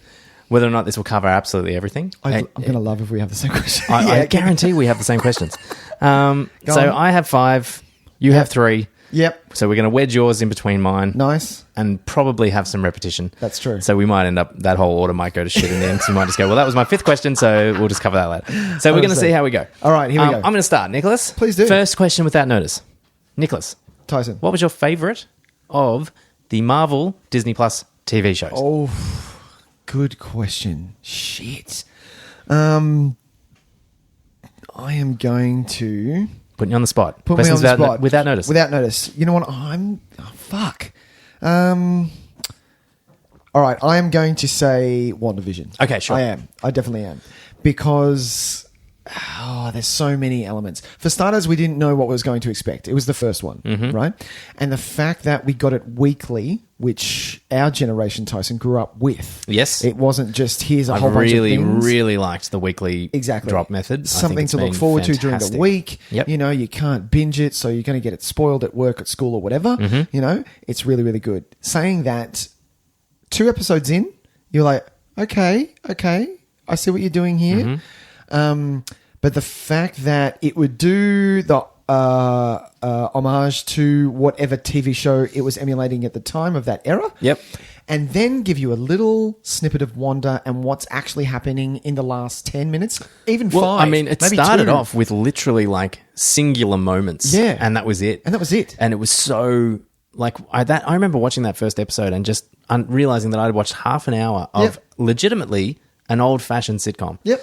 And there was one moment, just that one moment where that one character started laughing weirdly when the guy was choking and like that you could see that the fantasy was breaking a little bit. Something was off. Yeah. Something was off. The balls on them to spend an entire episode and really like all up probably a good hour and a half of content before even really starting to let us in to what was happening. Yeah. I thought it was incredible. It was such a good thought and planned out TV show. 100%. And the fact that I hope that it's just a single season. It's not doing any. We're not getting any more. No, they WandaVision. won't. They can't because it's not like the other ones where you can carry on your story and add on stuff. I think it was such a capsulated thing. Yeah. It was perfect. It was. And then seeing because of Wanda and Vision's relationship. Yep. And the fact that what we're watching is Wanda as a superhero deal with the fact that she's lost someone, and with the power that she has, she's created a bubble of where she is safe and wants to live. Yeah. But unfortunately, she's too powerful, and the powers that be outside that bubble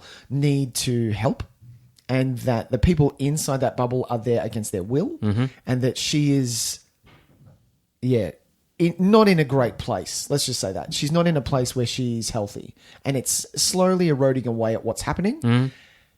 It was beautiful. It was so good. No, you're on top of it. It was so good. And I love the progression of it. The fact that we got... Was there 4? How many episodes all up did WandaVision have? Was it 8? Yeah, it was 7 or 8. Yeah, I think it was one of the longer ones. Yeah. The fact that we got probably 4 or 5 episodes of this is what the TV show was at the time. And then we got, okay, and now we're going to give you WandaVision. And that was the last 2 episodes maybe. Yes. And even them... did they still have elements of the TV show, or did they drop that by the finale? I forgot. They dropped it by the finale. Yeah, because the last episode to do that was the Modern Family episode. Yeah, and it was great. Such a good show. Such a good show. Yeah, I almost agree entirely. Like, I think if I had to choose my favorite one, Loki got you, didn't he? No, it wasn't Loki. Oh, really? I know I'm going to be in the minority here, but my favorite was Hawkeye. Really loved the Hawkeye show. I forgot Hawkeye. I knew there was one I forgot. It just worked for me on a level that I didn't see coming. Yeah. I liked that it was the most kind of grounded of all the shows we've seen so far, and I don't mean that in that like kind of gritty, realistic way. I mean just grounded about human beings. Yep. And real kind of it didn't try to... It wasn't about world-ending stakes. It wasn't... they were really just... It was just a small-scale story told exceptionally well with characters that I thought were fantastic. So good. And had the right balance that I think a lot of them go for between lighthearted comedic moments and serious kind of character-building moments. I thought the fucking musical number of the Rogers was one of the best parodies of Broadway I've ever seen. It was so... Because not only was the number an absolute banger, like it really was, but it also worked in every way that modern musical theatre really pisses me off. Yeah. And it was so wonderful to see it captured so effectively. Absolutely. And Roger was in there. The fact that they got Roger. Yeah, Roger from Rent. Yeah. What the fuck? Good on him, man. Yeah. I was like, spot on, it was dude. so good. Spot on. And I think maybe WandaVision, if I'd watched it again before this conversation, it probably would jump up as my favourite again, because at the time I was absolutely in love with it at the finale. I thought it was such an incredible attempt at that from them to do something different with their television output. Yeah. And I really admired it, and I thought that would be how they were all going to be, that they were really going to try and push the envelope of what television can do. Yep. it didn't end up being the case. I think the other ones, I think when we look at like Captain Winter Soldier, and Falcon, sorry, and Loki to a degree, I think they were. I was disappointed that they didn't try to do more with the content that they had. Sure. Hawkeye for me, that's the kind of show he should have because that's Hawkeye the character. Yeah, absolutely. I think they had some really fun ideas with Loki, but they really struggled to find purpose with that show until the last episode or so. Yeah. I thought the last episode, 2 episodes, they really found their strides. But I found it really meandering for the first couple episodes where I was like, yeah, okay, this is all fun and this is interesting, but what are you trying to say about Loki? Because aside from one scene where it was manufactured kind of empathy because he essentially watched the movies in fast forward, I was like, you're not really doing anything. You're not really expanding on the Loki character until the end. And then suddenly it got there. But I actually find that Loki as a show was more important for the greater MCU universe than for Loki the character. Whereas Hawkeye, I think, was so important for Hawkeye as a character. Yeah. A character that I really love, and I'm probably biased because I've always been Team Clint. You love him. Fucking love him. You love him. I know you do. I do agree with you. I think my second in the rung of all of them, yes, Hawkeye was amazing, and especially the Christmas element in there. Oh, it was lovely, wasn't it? Perfectly. Just perfectly. I'm the dark horse and like Falcon and Winter Soldier only because I knew if you have a look at what that went through, it was meant to be a movie. Yep. They weren't gonna, they tried their best, and then the main plot of that movie was going to be a virus, and then of course they couldn't do that. So yes, right. And I did remember that they had some troubles. So they had some troubles there. So I think there were moments in there, especially with fucking US agent. Everything that they did with that character, I thought was just very well done, very perfect. Yeah, I really hope he comes back because that is a fucking villain that I would love to see. And I like what they're doing in regards to the television kind of universe is that they are building towards what appears like their own kind of like overarching story that doesn't necessarily involve the cinematic universe anymore, which I find really interesting. And so it'll kind of work the same way maybe like the old Netflix ones did. In the Defenders, sense, the Defenders will have kind of television level stories, we'll have movie level stories. They exist. They might cross over in small elements, and that's great. But I like that you don't necessarily have to have watched every one of them to then go and see the new movies. That's true. I think they're going to mention it. It's going to be like previously on I think they might use it in dialogue because it appears like in the trailer for Doctor Strange that they kind of say, is this because of what happened at Westview? And I think they're just going to address it, but it's not going to be entirely dependent on you watching those to get what's going to happen. Yeah. I could be completely wrong, but that's just the vibe I get. But yeah, and having said that, every one of them had really strong moments for me. I did not like any of them. I think Captain Winter Soldier was probably my least enjoyable, and I still really liked it. Yeah, even What If, What If is fucking great. What If? I struggled with maybe the first. Do you know which one clicked it all into gear for me? It was the Doctor Strange split. Split that was the one for me as well. Where I was just like, oh my God, what are we doing here? This is incredible. Yeah. Because I think the first ones were fun. They were, and it was like a what if kind of, we're going to give you something different. Yeah, and exactly. then the Doctor Strange one happened, and it's like, no, I think this is canon. Yeah, exactly. That's exactly what I thought. I was like, oh no, we're not just dealing with like absolute fantasy. We're starting to actually explore this different universe stuff that we've talked about, and it's going to have repercussions. Yeah. And I'll tell you what, man, that fucking The Return of Ultron was an incredible choice. Was that? Incredible choice. Like that. And like a villain that we've talked about how we love Ultron and just think that it was disappointing that he didn't get entirely used to the best of what he could have been. Yeah. Then seeing this, I was just like, fuck, man, you have righted that ship. Yeah.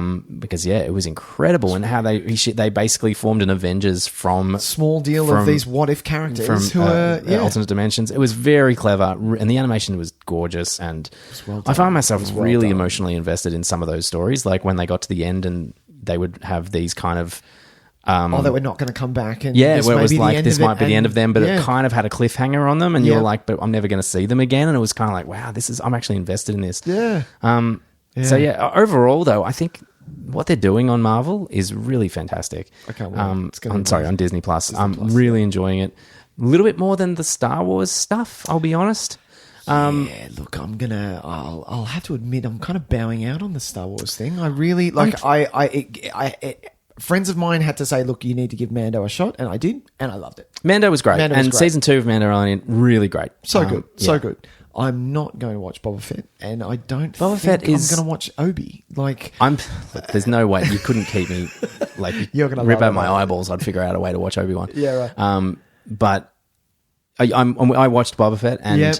the best parts of Boba Fett, this is not an original take, but the best parts of Boba Fett were the Mandalorian stuff. episodes, Yeah. And that's what I've heard. Yeah. And not every show is going to be 100% a home run. It wasn't unenjoyable to watch. Yep. But comparatively, just the storytelling style, Sure. I'm more interested in what Marvel's doing than the Star Wars side of things. Having said that, I'm really interested to see what happens with Obi-Wan, because they are also setting up their own kind of cinematic universe across on the Star Wars side of things, because we're starting to find out about some of those things that are only being mentioned in passing, and I find that kind of cool. Yeah, man.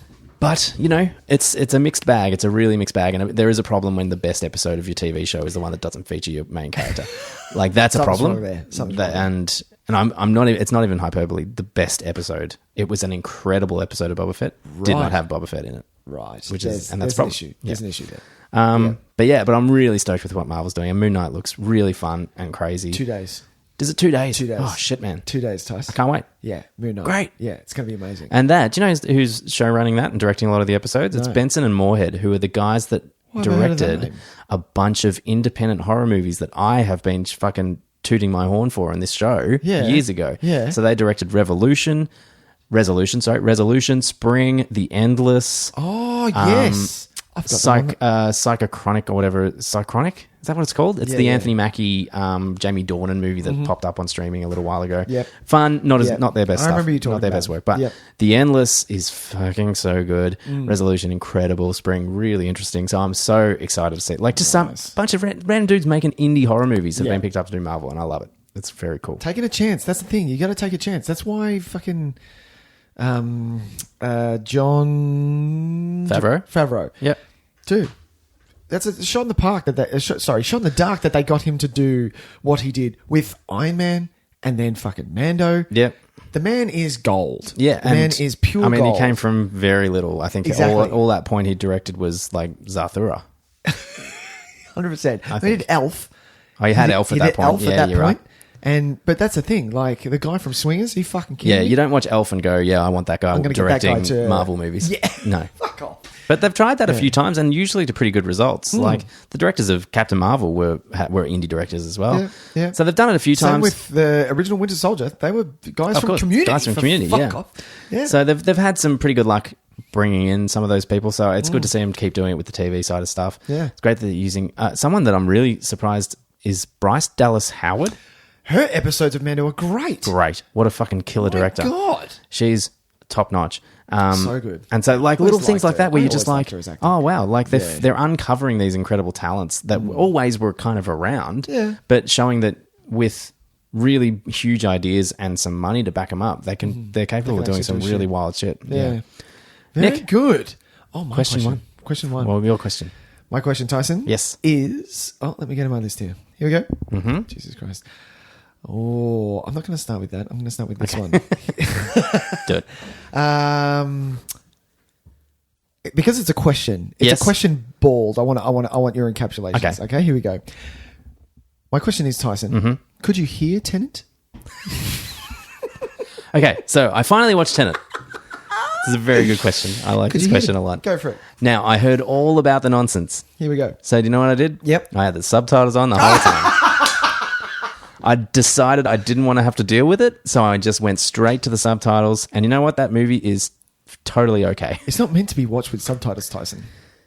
Okay, but yes, not many cheetah, movies. cheetah, pumpkin not many, eater, Tyson. yeah, 100%. Not many movies are designed to be watched with subtitles. You're meant to be able to hear things accurately, right. But I had heard the thing, so I guess because I had the subtitles on, I didn't notice because I was, even if my brain didn't hear it, I was reading it, so I heard it. Do you know what I mean? Sure. I don't think I would want to experience that without subtitles because I found it kind of convoluted in a impenetrable way anyway. Yeah.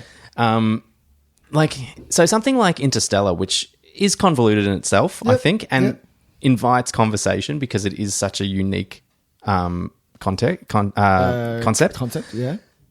This though felt like it was the whole reason for the film existing was the concept, as opposed to wanting to tell a story that featured that concept. Yeah. I found it really, like, all those arguments that everyone has about Nolan, I found were in Tenet. Yeah. 100%. Yep. That is the kind of stuff that it's like, it's cold, it's impenetrable, it has there's no emotional connection to any character within it. It's overlong, it's dull, dry. Yeah. Like, they are all the things, but I absolutely respected it from a technical standpoint because it's pretty fucking wild what he pulls off. Yeah. But that's it, though. That's it, yeah. You can't make movies like that. Like, the fact that he came out... Because the way that I saw it, so 2020, Tyson, that lockdown was quite fucking long. Yes. So my first cinema experience going back to the actual cinema was Tenet. Oh my fucking God. So me waiting and I'm watching it and I'm like... I didn't catch that. Look at the guys that I'm with. I'm like, no, we didn't catch that. Okay, cool. Hey, one, I understand. Maybe you're thinking that your audience needs to be paying more attention to what's actually happening. Yep. I can do that. Cool. Second time it happens and I miss what's happening, I'm like, what did he say just then? Okay, you know what? I'm going to leave it. I'm going to catch up. Third time, I'm like, all right, now you're starting to piss me off. Fourth time, it happens, and I'm like, okay, now it's an actual choice, and this is a bad choice. Because now the nuances and me understanding of what's the storyline and what's actually happening, plot, and things, it's not happening. Then the sixth, and the boat scene, and like, I am done. Get me the fuck out of this cinema. Yeah. What the fuck is going on? Because it just pissed me off. Because all the nuance of the story and the what do you call it? What does Elliot Page's character do in Inception? The architect or whatever? No, is she the architect? She's the architect. But what is the purpose of her character? She's the there's a word I'm looking for, and it's gone. But the character that's there to explain the plot to people if they don't understand. Oh, so like the audience surrogate, I guess. Exactly. Yeah. You know what I mean? That scene happened on that boat, and I couldn't fucking hear what was going on. Do you know what I mean? So it just got to a point where I was done. I was done. You know, and it shouldn't be like that. You can't be making films that get to a point where, and if it is, because it is an artistic choice, because he did come out afterwards and say it doesn't really matter whether you can hear my movie or not, it's whether you're going to see it. And I'm like, whoa, dude, what the fuck? I don't understand it. I think you can't come out and say that. Like, you can't. People are paying money to see this film. Yeah, but that sounds like the answer of someone that's just frustrated by continuously having to answer that question. Like, I'd be interested to hear, like, to maybe see if there's a commentary or something. Yeah, and have a listen to, like, justifiably why some of these choices were made. Yeah. I will say that I think by the time they get to the last battle, I wasn't 100% on how it worked. Like, and this is, I'll never be able to fully explain exactly how it works, because I don't even think the movie knows exactly how it works, to be honest, because sometimes things happen and you go, okay, that makes sense. But then having one person exist in an opposite, what are they called? Entropy. Yep. I don't remember anything about it. Sure. I can't even start. It messes with you. I'm not going to start talking about it because it's just going to be a nightmare. But the visual elements of things like the perpetually blowing up building. Like, so because of the rules of that, and that because that's a meeting point, that building is stuck in time, perpetually blowing up. Yes. I find things like that really interesting. Sure. And I'm like, that's really cool. That's a great concept. Great concept. Yep. Does not a movie make, no, unfortunately. No. It's just it's like a really fun, interesting, like, display at Acme. Yeah. You know what I mean? Exactly, like, yeah. And I think the bits that would make it a movie, like the relationship between Robert Pattinson and John David Washington, and when we found out at the end that they're actually really long friends. Oh, yeah. And that John David Washington only met him a week ago, but Robert Pattinson has been friends with him for years because of the directions they're on. Yep. And spoilers for Tenet, sacrifices his life to save him. Yep. Yeah, and so he knows that that's, as he walks away at the end, he knows that his life will end at that point, and he hasn't told him. Yep. That's a movie. Yeah. Like that's why sci-fi concepts exist, is so that we can have these ridiculous ideas like that say something about human relationships. There just wasn't enough of that in the movie, I thought. Yeah. I liked Kenneth Branagh. I know people kind of give him a hard time. I kind of liked him. I thought he was pretty creepy. I and liked him too. I like what he represented. He's the only thing that I liked in that movie. And I liked the other spoilers for Tenet. Although I felt really dumb for not picking it, because of course it was. Yep. But I liked that she was the same woman that she sure. fantasized about when she said, Yeah, I yeah. wished I was that woman who was so free diving off that boat off the and boat, yeah. becoming her at the end. I was like, I can't believe I didn't pick that. I was like, what a fucking idiot. Because it's so telegraphed. It's so ridiculously It is, telegraphed. yeah. Yeah. And all of our knowledge of, all of our movie relationships and understanding of storytelling styles over the years we've watched movies told me that was her, and I still didn't pick it. It's because you were too confused. I think I was. I think I was still just trying to figure it out. I think I saw moments like that and went, pfft. Yeah, hang on a minute. Wait. I need to understand what happened 4 scenes ago. Yeah, exactly. I'm still thinking about what the fuck happened when they were at the airport. Fuck. That fucking airport scene. That's bonkers, man. Oh my and God. I've watched so many YouTube videos of them, like side-by-side comparisons and Tenet in chronological order. And but I'm I just don't like, want to watch that. I want to eventually, because Sam hasn't seen it, and when she does go by the bullet and go, you know what, I will. But she doesn't really, because time is precious. Like, you want to watch a film that you actually will enjoy. So if she hears that I even slightly didn't like it, yeah, fair she's enough. out. She's like, fuck, I'm not watching that. Yeah. So I will watch it again eventually, and I'll go, no, because I didn't rate. It's the only thing I haven't rated in my letterbox. Nice. I went, no, because I don't know. I don't know. I was at a position where I cannot rate it because I was pissed off by the end. So I can't give you a decent rating. yeah. And to be honest, I'd actually like to watch it again, but I'm not going to watch any of the streaming versions of it, because it's the same thing we talked about. Streaming quality is not good quality. And no matter how good your internet connection is, Sorry, it does not beat a hard copy of the film that you're watching. So I do want to buy it on Blu-ray or 4K and get it on a spin, because I think it's really interesting to watch, really interesting visuals. I have no idea though about if it has an audio, and if it has an audio commentary, I'm going to buy it off you. I'm not Love going to buy it because that's fine. My God, I think it's going really cheap, to be honest. I think you can pick it up for I think you can get the 4K for like $12. But I don't understand why people are really. I do understand, because the internet exists and people like to champion what people boo-boo, but I don't understand why people are rating it so high. It's not that high. If some people maybe found those things that we were missing. Like, I honestly, still haven't seen Insomnia. That's on my list. Watch Insomnia. I'd love to. Yeah. For me, that's Interstellar though. That's the one that people shit on. That I'm like, I love it, because it did everything for me that people say it doesn't. Yeah. It actually does that for me, and so I guess I have to just put myself in their shoes and say, if this did it for you, that's great. It didn't do it for me at all. Yeah. I can only appreciate it on a technical level. I just did not connect with it any other way. Yeah. Good question. It was your question, Nick. Good question. My question, number 2. Okay, here we go. All right, Nick. So this is a 2-part question, because you're going to answer the question for me if you know the answer, and then we'll obviously discuss. Here we go. What do you think was our most polarizing film over the last 18 months or so? So what film did we both see? Question. No. Okay. Did we both see that has the widest star rating? This is The Matrix. Oh, it is. Well done. I did have a clue for you, and I was going to say you gave it a 3 out of 10 and I gave it a 9 out of 10. Yep. Which film am I talking about? Lord. We are talking about the new Matrix movies, and I can't even remember the subtitle now because it doesn't matter. Resurrections? Yeah. Because they resurrected. That's it. Something. So, Nicholas. Jesus Christ. Okay, yep. I want you to tell me, because here is the thing. I thought I was taking crazy pills because I watched it pretty early, before I'd really read a lot about it. Okay. Yeah. I like to do that because you want to make your own opinion before you hear some things. So I was able to, through the use of a VPN, get a HBO Max. So I was able to see it within the first couple of days. Lovely. And the discourse hadn't fully started yet. There was a couple of things on Letterboxd of people that I followed that were being pretty kind. Yep. Saw a few like, nah, it's okay. thank you. But I didn't see any, this is horse shit yet, right?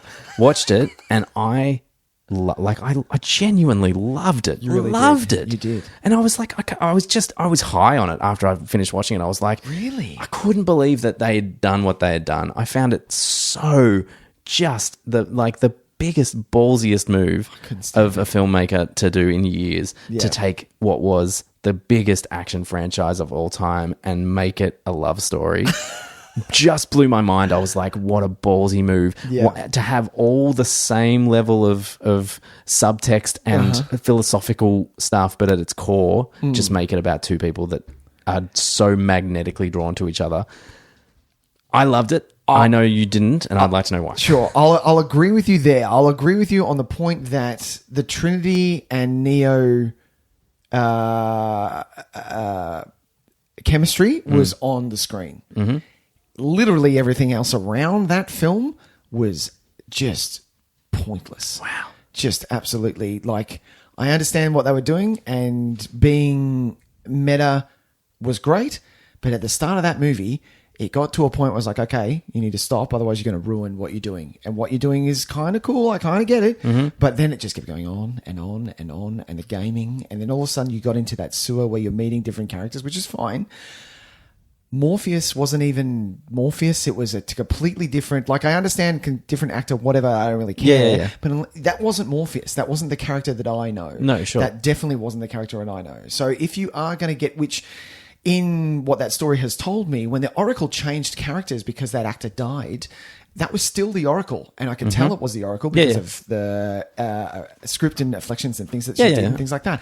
This wasn't Morpheus. I didn't know who that was. And the fact that their relationship, like, you need to build, if you're going to do that, that's fine, but you need to build on what Neo and Morpheus had. It was a father-son or a kind of a teacher-student relationship. Okay. So I didn't really get that either. Yep. And then all of a sudden it clicked into the scene where they were in the sewer, and you're just watching the remakes of the readers of the movie, and I'm like, the fuck is going on? Are you going to get to the movie, or are you just going to watch a rehash of what we've already seen? So everyone has seen those movies. We don't need that. Have it a little bit, but the fact that scene went on for so long, on top of that, I'm just going to spiral here. Yeah. So on top of that, I didn't mind the Smith stuff. That was fine. I didn't mind that. That was all hunky-dory. But the other characters, there was no connection to those new characters. I forget what was the girl's the name of the chick who was in Iron Fist. Yeah. Look, to be honest, I can't remember any of the character names at the moment. It was all just tech nonsense the fact names, that I didn't like know they always are. her character's name and the build-up in her Sprout or something. And there was no connection. Yep. I got nothing. So when it got to that point, and in the film, I was like, okay, if I can't do that, I'm just going to enjoy the ride. Let's see what happens. Yep. You know, I'll enjoy the ride. Like most people with Revelations, if they didn't like what was being said, I liked Revelations. I think it's the weaker of the three, but I still liked it. You can, if you don't like what's happening, then lean on the badass action movies. The Reloaded, that highway scene, fuck me, that still holds up for me. Great. That's insane. The action sequences in Resurrections looked horrible. Okay. Like, they looked janky. It looked like they were using a film grain that maybe they weren't meant to be using, or something was off. Because what you've got in the trilogy is choreographed sequences that are really amazing with is it Wu Pang string company? Sure. In the originals, they use them so that you got the fluidity of what they could do in the Matrix very down well and things like that.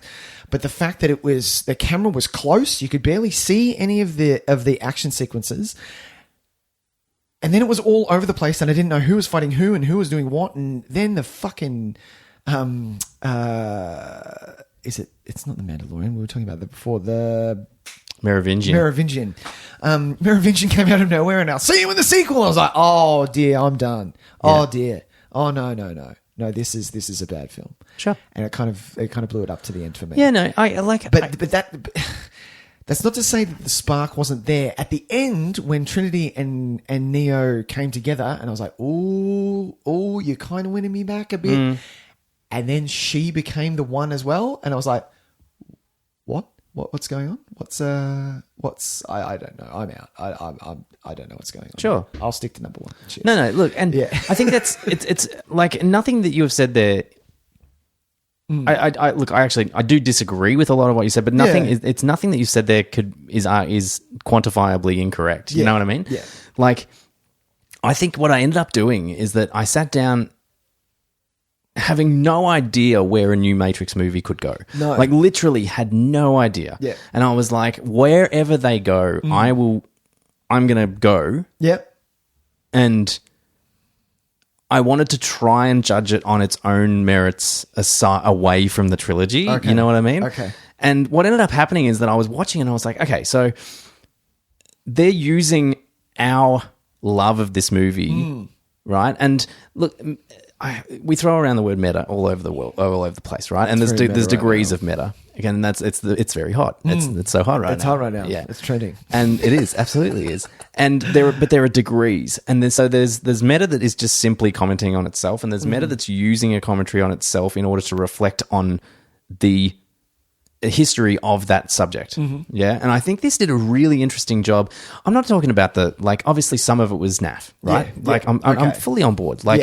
But there is 9 out of 10 though, Tys. Oh, no, but seriously, my only problems with it were the scenes of them trying to create the new game that montage, and I didn't even hate that because it was clearly satire. Yeah, it was. And I was like, so I didn't like it. It was a weird moment for me, but I was kind of like, no, but I fucking I get it. I'm laughing. I think and they're actually horrible people, and they turn out to be designed that way because they're trying to keep Neo from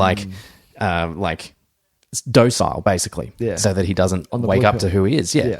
And so I thought it worked really well, but they were my only real problems with it because they reflected look, I think a lot of, and I'm not saying this is your anger with it, I think a lot of people's anger with it is because it's clear that it's Lana that did this one, isn't it? It's clear that Lana Wachowski feels very differently about those movies now than she did when she made them. Yeah. And I love that she, without pissing on them, has made a movie that reflects on their impact on culture, but their perhaps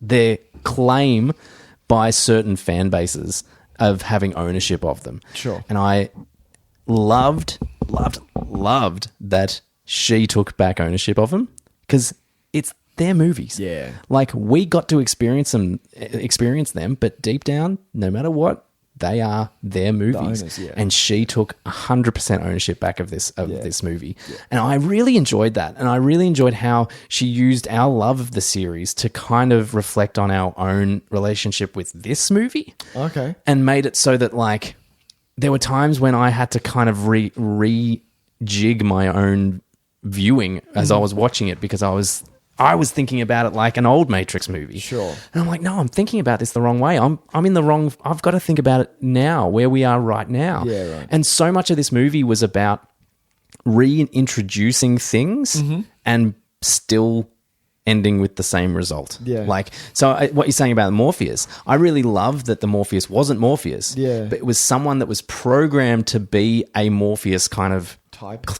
Yeah. And because of those types... ended up inhabiting the role of a Morpheus. Yeah, right. You know what I mean? So it's it's all really similar in that sense. In that, we're trying to fight against some of these pre-programmed ideas that we as watchers have. Yeah. So I feel like the meta stuff for me ended up working on multiple levels, Sure. and I just got really wrapped up in it. And I found it was a movie that narratively, I guess maybe it was fine. Yep. And if you're going to make a new Matrix movie, I guess this is the way to do it. But it ended up being about the metatextual stuff that I found so interesting. And then it made me reflect back about the first Matrix and how much we talked shit for hours and hours upon hours about the philosophical stuff. And I think this movie is just as rich with that stuff as the original trilogy was. And I personally didn't have any issues with the action sequence. I thought the first fight with Neo and Smith, I was like, this is fucking great. Really? I was like, Keanu's fucking holding his own, like nothing else. But in this weird way where he's rediscovering his powers, he's a bit slower and a bit kind of more plodding and clunky. And I thought Jonathan Groff was really great. I like Jonathan Groff. Slick. Great. But the same thing, he was like this Smith in waiting, where it was like he is the Smith, but because everything is changed and everything is so docile, he isn't allowed to be who he's designed to be either. Yeah, right. And look, I mean, there's this whole thing about it's like a trans allegory to begin with, but I thought this was the most clear encapsulation of that idea for me. Yeah, right. I did hear that not argument, that forethought of it's the trans journey. Like that's what. Yeah. And I saw more of that when I. I think there's a lot more in this one as well. That's very clear. It was always there in the original one when you start to look at it 100%. through that lens. And look, I would never have looked through that lens when it first came out. But now we're older and wiser and more accepting of things like that. I think if someone said trans when I was 18, I'd be a bit kind of like, what the fuck is that? Oh, that's not for me, and maybe this movie's not for me. But we're older and wiser now, and 100%. It's like we can appreciate those things. And I thought, I could talk about it for hours. I honestly could, because I thought there was so much going on, and I get those concerns. I really do. Yeah. It just didn't faze me. Okay. And I found that like I was just so on board with it all, and I was like, I guess I get why people wouldn't like this because it's not the Matrix movie that we know and love. Well, and even. But I feel like that's almost selling you short, because I know that you can accept a movie when it's not what you expect it to be. Yeah. But I do think that is pretty jarring for a lot of people. Yeah. And I think a lot of the underlying low ratings, I think for a lot of people, come from that part of it. Sure. Maybe that's a bit of a generalization. That's all right. But coupled with that stuff that you're talking about, I can see why people didn't like it. Yeah, right. I'll definitely give it another go. There's no way that I won't give it another go. Yeah. Especially because I think reading more about it and what Lana brought to, and what kind of her take was on it. There's actually something that I would 100% recommend to anybody who is on the fence about it. And it's do you know the Blank Check podcast? No. Blank Check? Yeah. A couple of guys that just do a series of filmographies on their show, but they stop every now and then to do a special episode when there's a big movie of a filmography of an artist they've already done before. Yeah, sure. And they have a good 2.5 hour chat on Matrix Resurrections, and I feel like they were pretty much exactly where I thought I was on the movie, and they just articulated a lot better than I did. Yeah, right. And it's wonderful, and I couldn't recommend it enough for anybody that's kind of maybe thinking about giving it another chance. Okay. To listen to that first and then go into it again with that in their mind. I'm all for that. Because I think they said some really interesting things, and I'm probably pilfering a bit of it now as well, because after I watched it, I was so overwhelmed that they helped me kind of clarify my thoughts as well. Okay. But yeah, I found it so interesting as well, because when I went and rated it, no, hang on. Had you seen it before me? I think I did, yes. I think I did, because I did it quite early, because I made sure that I wanted to, because I'd only heard one person talk about it. Yeah. And they were like... I think I was within about a week of it coming out. Rubbish. Yeah, absolute rubbish. It was like Boxing Day, wasn't it? HBO Max, it was on Boxing Day or Christmas Day. That's right. And I think I watched it in the week. Me too. I think I watched it just before New Year's. Yeah. No, I didn't. I watched it on the 2nd. Did you? Yeah. Nice. I think it's your second movie of the year. There you go. Good question, Tys. Good question. You're up. I'm up. Oh shit. All right. Well, kind of on the same trajectory. Oh yeah. What was your biggest? Now, this comes with a little bit of a caveat. We have to remember that 2020 and 2021, the film landscape changed, because we had to make films that were able to be done in lockdown. Yeah. And a lot of things were affected. But I want to know, what was your biggest letdown of 2021? Ooh, my biggest letdown. Yeah. Interesting. Because it's a bit of a hard one. Like, do you know yours? No, I don't think I do. Because it's a question for you. No, I can have a look. So what I might do is I might just pause. Oh, sure. And have a little look at my letterbox. And then we'll go from there. And we'll go from there. I like it.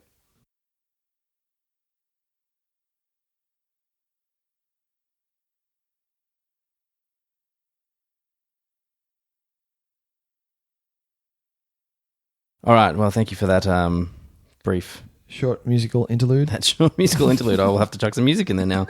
I've got a couple actually. Now that I'm looking through, I'm like, oh yeah, I really didn't like that either. Go on. I think the one that, though, if I'm going to be fair and say the biggest disappointment, so something that I legitimately was super duper excited for, and found to be an incredible letdown, I'm going to say Halloween Kills. Right. It was probably my biggest disappointment of the year. That movie is hot garbage. And considering how high I was on 2018's Halloween, you did like that. I really liked it. I thought, considering, and I've talked about this, I hadn't actually seen the original Halloween yet. Yeah, what the hell? I just found this out, people. But but I loved the 2018 Halloween. I thought because I had seen some of the random sequels and stuff, so I was on board. Sure. I just had never. We talk about this. Sometimes there are movies that just perpetually live in the subconscious, and we feel like we've seen them, even though we haven't. Yeah. We haven't sat down and watched them start to finish. Yeah. We've seen clips, we've seen stars, we've watched half an hour on television. I feel like I've seen it already. Which one? Luca. Oh yeah. I've seen all the good bits. I feel like exactly.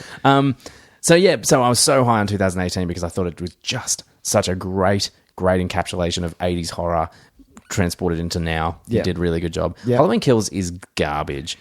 What did you think, Nick? I agree. I 100% Oh my God. I'm fascinated by it, by the decisions made as well. I thought it was horrible. The characters in it were just fucking awful. It was just populated with incredibly stupid, ignorant, just awful people who don't exist though. Like they were caricatures. They were so beyond any kind of humanity. Yeah, and that's why it was stupid. Like it wasn't because the people were so far removed from reality. Yeah, like in movies like take Scream for example. Well, actually not Scream because it's kind of making a parody of itself. But when what is their character's name? Runs up when she talks about. It's always about a big-chested blonde bimbo who runs up the stairs. Drew Barrymore. Yeah. Casey. Yeah. Instead of running down it, and then later on in the movie they do that. Mm-hmm. But these are still real characters. You know what I mean? So in Halloween Kills, when they were doing the horror movie tropes of whatever the hell it is of caricature they were meant to be doing. Yeah. You didn't care about them because they were just unrealistic. They were stupid people. But I don't feel like the 2018 fed into those tropes either. No, it was a serious. I wasn't a biggest fan of 2018. But that's because I didn't like what they did with Laurie Strode. Okay, sure. I love her. I think she's fucking fantastic. The original Scream Queen. But I just didn't like where they went. I still enjoyed the movie, sure, but not my favorite Halloween. This, on the other hand, it was just hot shit. Like you said, and I was waiting for it to end. I was like, no, I'm going to watch this through because it's a Halloween movie. But I'm all for it. Turned into me rooting for Michael Myers, going, yes, fuck him up. I mean, go, and son. This could have been the point in the end. But I just this is another one as well. If you want to know my thoughts, go to Letterboxd. I've put it down far more clearly. But the thing that I found really interesting was that there's clearly a good idea. There was a nugget of a good idea. And something that I'm actually kind of interested in is that how does a town that experiences that kind of trauma and how does that town collectively get over that? Yeah. Like when you have, I think of something like Port Arthur in Tasmania, for instance, will forever be associated with that. Yeah, so anytime someone goes into Port Arthur, you have to the only thing on your mind is Martin Bryant. Yeah. So the people that live there, subconscious, definitely. Yeah, exactly. So the people that live there have to know that anybody from the outside, and they collectively live in this place. And so there is something to be said for, and this is not even just like a one-off occasion. If we look at the history of the films now, we know that there's, I mean, this film kind of erases the rest of it. So it's basically just one night. But still, was the first two movies. But but absolute tragedy, right? Yeah. And a really kind of specific kind of tragedy where it was a horror movie plot. So how does this town not just devour itself with its own grief and regret, and how does it become just a town again? How do those people reconcile with that? And there were interesting ideas there that they all get together and they talk about and they cheers and toast and things like that, things that humans do. Yeah. And then it just became an absolute shit show. I did like the element of chasing after the wrong guy. Like the kind of, he did it. That's what he looks like. And then the crowd just runs after him because someone told someone else that it looks like him. It's thought, on paper, it's interesting. You got a good moment there, but unfortunately you shit all over it. Yeah, it was on paper. It's a good idea. I agree with you. I thought that moment was horribly handled. Yeah. And I mean, you've got to imagine these filmmakers. They think they've made something, and then within 24 hours of that movie being available, Evil Dies Tonight has become a meme. Where everyone is saying, I don't know, you guys, what do we want to do on Saturday? I don't know, I heard Evil might die tonight. So, it's just, it became world over because it's so bad. It was bad. And really I know bad. what they're trying to represent with that. They're trying to do this this is the people coming together, and perhaps it's misguided, but they made it just, they really it was just a complete misrepresentation of what they were trying to do. And aside from some pretty cool looking flashback sequences, which I thought I remember them. They were really you know, good. when you watch something and you're like, I was like, oh, this actually looks like it was shot in the 70s. This is very well done. well done. That was it. Remake of Texas, the original remake of Texas, not the one that just came out, the 2004. Oh yeah, 5, 6, 7, 8. the Michael Bay produced one. Yeah, that does 70s really well. Ah, interesting. Yeah. All right, cool. I might check that out. I never watched that one. But yeah, that was my biggest disappointment for the year. I think it really killed my buzz for the final one as well, because I'm like, oh man, if this is the angle they're going. No, because I feel like if it's going to hit that hard, if it's going to bomb that hard, someone's got to do something, and maybe the next one will be good. I have to watch it. There's no way that I won't. I mean, I will totally watch it. The bummer thing is though, now if I ever want to revisit this new trilogy, can't do it. I'm going to sit there and go, oh, do I have to watch Halloween Kills again? You're not going to do it. I'm just going to skip it because this actually. This is a side story, but I've actually been watching the franchises that I've missed up to that point. Yeah. So, and I'd rewatched them all beginning to end to try and so that I can just fill all the gaps, because I've always had I've seen little bits and pieces here and there. Sure. So I've done Jason now. I've done Halloween, although we'd already done the Nightmare on Elm Streets. We did. I'm working my way through the Hellraisers. They're fucking hard work. I tell you, I don't get those movies. But Halloween's been the biggest mixed bag for me because I loved 1. Mm-hmm. 2 was okay. 2 was okay. 3 really enjoyed. Okay. Season of the Witch is really Season of fun. the Witch. Totally different vibe, but really fun. Yeah. And then 4 was okay again. Sure. 5 is just unwatchable. And not to the extent that Halloween any of the Kills unwatchable. Worse. Yeah, worse? I think it's worse. And the thing about Friday for me, it never reached that levels of bad. Like, I know Friday, there's some people that don't like some of the Friday sequels. And the same with the Nightmare on Elm Street. You know, you look up on Letterboxd and it's like, Nightmare 5, 1-star reviews and stuff like that. And I'm like, insane? are you kidding me? This is fun as shit. Like, 100%. And so yeah. I've hit a wall with Halloween 5 because I can't finish that 5th. I've tried to watch it twice and I cannot get through it. And I'm like, I need to watch it now. I've got a couple more to go and I don't want to give up on this, but I can't get through this 5th movie. Come on, man, watch it. You can. I'll try. You know you can. But then I just also know that the next one's that fucking Paul Rudd one. Yes! That's the best bit. They're getting so good. Well, I love H2O, so it's fine. Please, H2Os. I like, for some reason, I don't know why. Oh, I know why. It's because I worked at the video store. Yeah, it was... Faculty, H2O... Like, I mean, your night was sorted. That's a night right there. Yeah. Please. What was your most disappointing, Nick? Taste the Mountain Dew. Yeah, exactly. What was mine? Fuck, I had it. Now I've been talking about Halloween. I've forgotten it. Wait. No, seriously. Oh. Here we go. Okay. What do you got? Oh, I think I might know, actually. Look. Because this was also a pretty polarizing one for us. I think I thought it was fine and you hated it. Is this the one you're talking about? I think so. Look, it was a Marvel movie. Time. Yeah, we're talking about yeah. we're talking about Eternals. I knew it. Fucking hell. It was so funny, Nick, because while watching it, this is the same thing. I was like, Nick is going to hate this. I bet you Nick hated this. And I was like, I hated it. Yeah, I knew you would hate it. Do you know what happened? Okay, so Tyson, it's a Marvel movie. Yep. I'm all in. Yeah. Can't wait. I've watched, like always, one trailer. Yeah. Media blackout. Don't need to see anything. Nice work. Don't do anything. All good. Get into the cinema. Now, it's a long film. I know it's a long film. Oh, it is. It's a sit-in. It's a sit-in. I'm up for a sit-in, please. A fucking long superhero sit-in. Yep. Sign me up.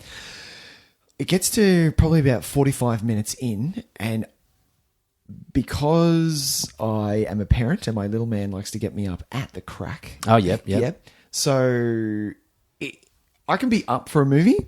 I normally stay up till midnight, maybe 1 a.m, still watching a movie. But if it's not engaging and I'm not watching anything, just a little bit of a, oh shit. Oh, yes. Hey, look, I'm not going to say that I didn't also have a little snooze during this movie. I'm in the cinema, Tyson. Yeah. That is a big no-no in my book. Yeah. If I'm falling asleep in the fucking cinema, there's something wrong with your movie, man. Sorry. And I nodded off twice. Yeah, no, fair call. And I was like, oh no. Fair call. And to be honest, Tyson, if you would have asked me what was Eternals about, I probably couldn't tell you. I probably couldn't, which is bad. Oh yeah, 100%. Which is really bad. I think it fell on. There were what I can remember. it fell on the fact that it's not over juggling. If you can juggle, fine. The director needs to know how, and I don't think it was trying to juggle too much at all. You don't think? There's a lot of characters there. Oh, okay. So a lot of characters. I get what you're saying there, I mean? But as far as to give them their moment and to give them the weight and the fair. Emotion behind what you need to do to drive this family, because that's what it was. It was a family of beings going on their journey or whatever. But there was no emotion. Where was the emotion in this? There was nothing. No, it's pretty cold. It was cold. It was Look, I mean, I don't disagree. I think what I found really disappointing about it ultimately in the end is that it's probably the most interesting visual palette for a Marvel movie I think we've ever had. And it's in the service of very little. The most visual palette. When was the last time you watched Guardians 2? Okay, yeah. Fuck. Sure. That's fair. A fucking Skittles. I think Skittles film. I think you're not wrong. There's so much colour and life in that. Yeah. But this to me... it was unique in a way that I didn't expect to see from a Marvel movie. Okay. Like it just there were sequences in it when I was really kind of like, I don't think I've ever seen anyone approach an action scene this way. Sure. With like even just from the most basic element of where to put the camera where an action was shooting to what a action beat feels like. Sure. Like it was all so different and weird, and it gave me a really off-kilter kind of feeling, which I don't necessarily think is good or bad, but it just made the movie unique for me. Sure. And I couldn't hate it for that reason. Okay. Because I was like almost fascinated by the choices that she was making. Yeah. And so was kind of like into like narratively snooze fest, right? 100%. 100%. What is the villain of that movie? There is none. It's like there isn't. It's a what happened? How did that weird monster suddenly become a human, or be able to talk or something? God. And and those lion things that look like bad CGI things from remember the movie Jumper? Look like that. Oh yeah. You're the only person that saw Jumper. Exactly. So, I know. Yeah. Like narratively, there's huge problems. Yeah. That, like one character legitimately like peace outs and leaves the movie for the finale. Yep. Yep. Which, in other circumstances wouldn't be a problem, but when your movie is kind of about family, it's a problem. And it's about overcoming certain things despite your differences and, you're stronger as a group, blah, blah, blah. Yeah. Anyway, it was very weird. I found that he was just kind of like, I can't do this. And I was hey, mate, neither can we, but we have to sit here and fucking do it, so you should too. What was the name of it was a child character, but she wasn't a child. I'm just going to keep calling all little characters Sprout. Go for it. Because I don't... Her name was Sprite. You were fucking close. So that's probably what I was thinking of when I was thinking of The Matrix. Exactly. Yeah. So yeah, when her character kind of betrayed the family because she was in love with... You had something there. You had something. But unfortunately, because I didn't give a shit for the past 2 hours... No, and they didn't plant the seeds of that. There was no... we didn't see elements of that in the lead up to it. It was just a character choice that was made in the moment that was then retroactively explained. And I'm like, okay, well... I don't give a shit, but sure.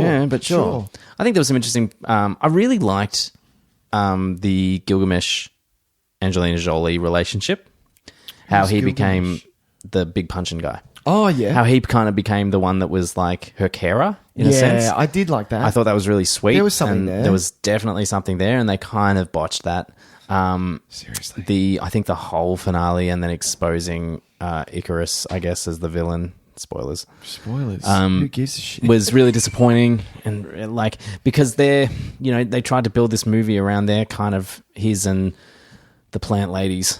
See what you're doing here? Yeah, Seraphim or something. Yeah. Their relationship, and it was just...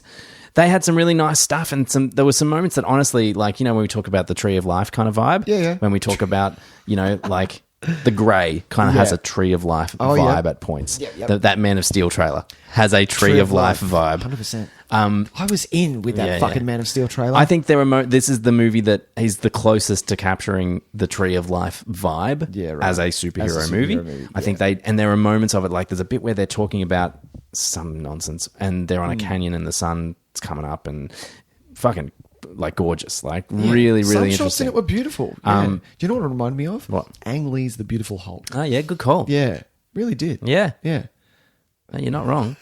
Minus the comic booky panel stuff, but you're right. Some of that stuff in that. Some of that stuff in that. He's a they're both amazing directors in their own right, but unfortunately, maybe this I can't see palette isn't for them. No, well, look, I don't want to say that, but yeah.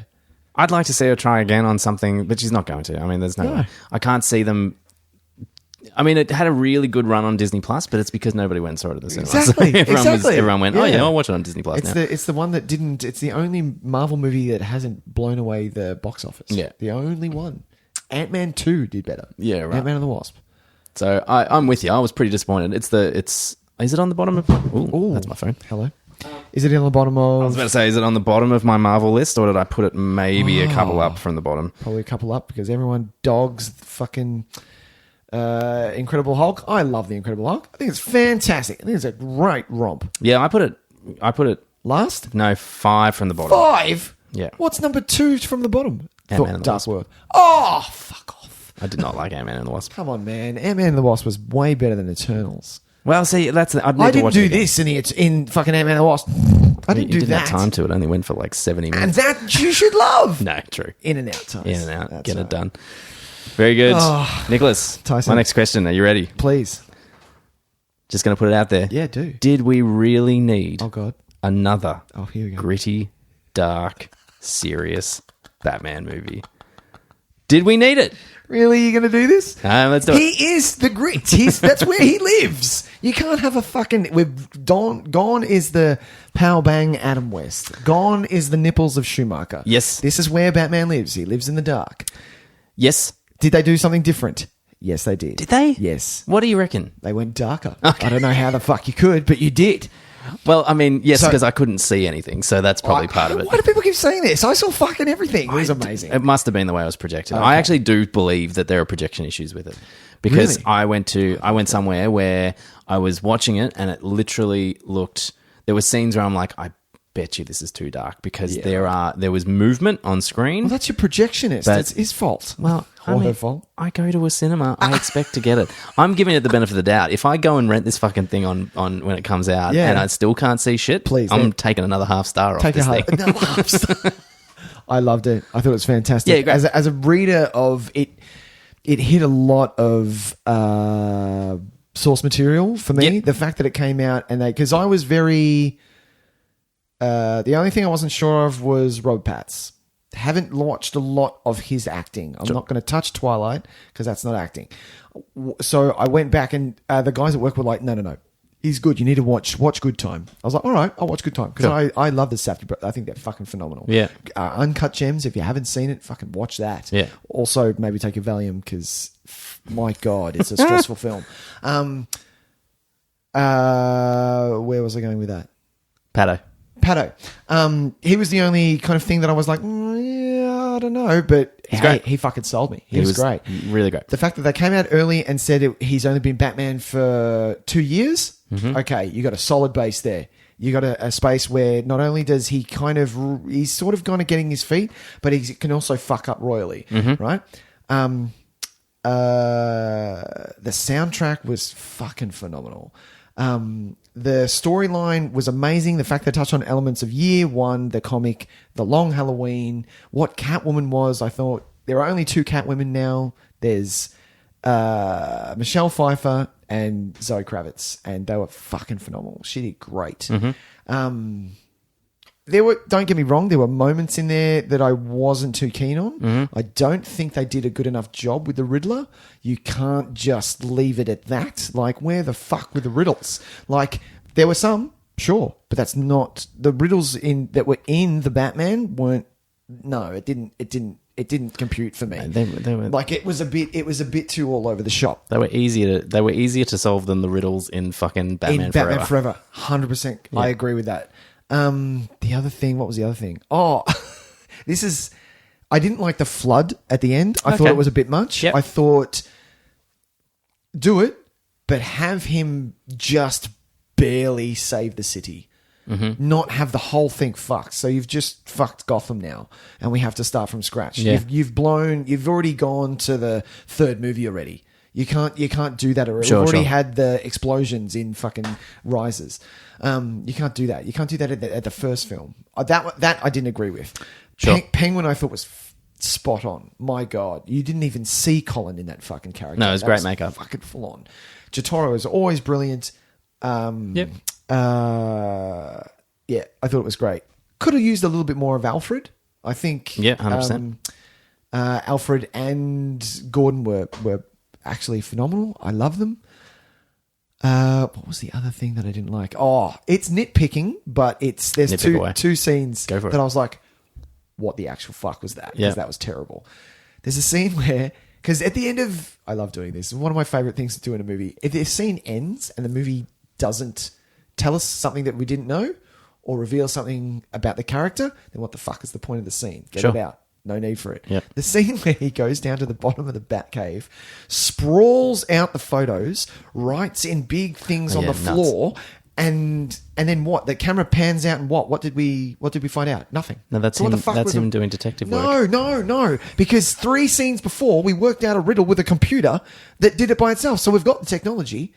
We don't need that. Don't do it like that. Do you know what it reminded me of? Remember that? You know that shot in fucking Suicide Squad where Joker's on the floor with all the knives around him, and he's stupid. Like, that's what it reminded me of. Just stupid. And the other one, which is also nitpicking, was if you are going to have us believe that a man dresses up as a bat and he has the technology, because he does. Everyone's like, no, it's more grounded.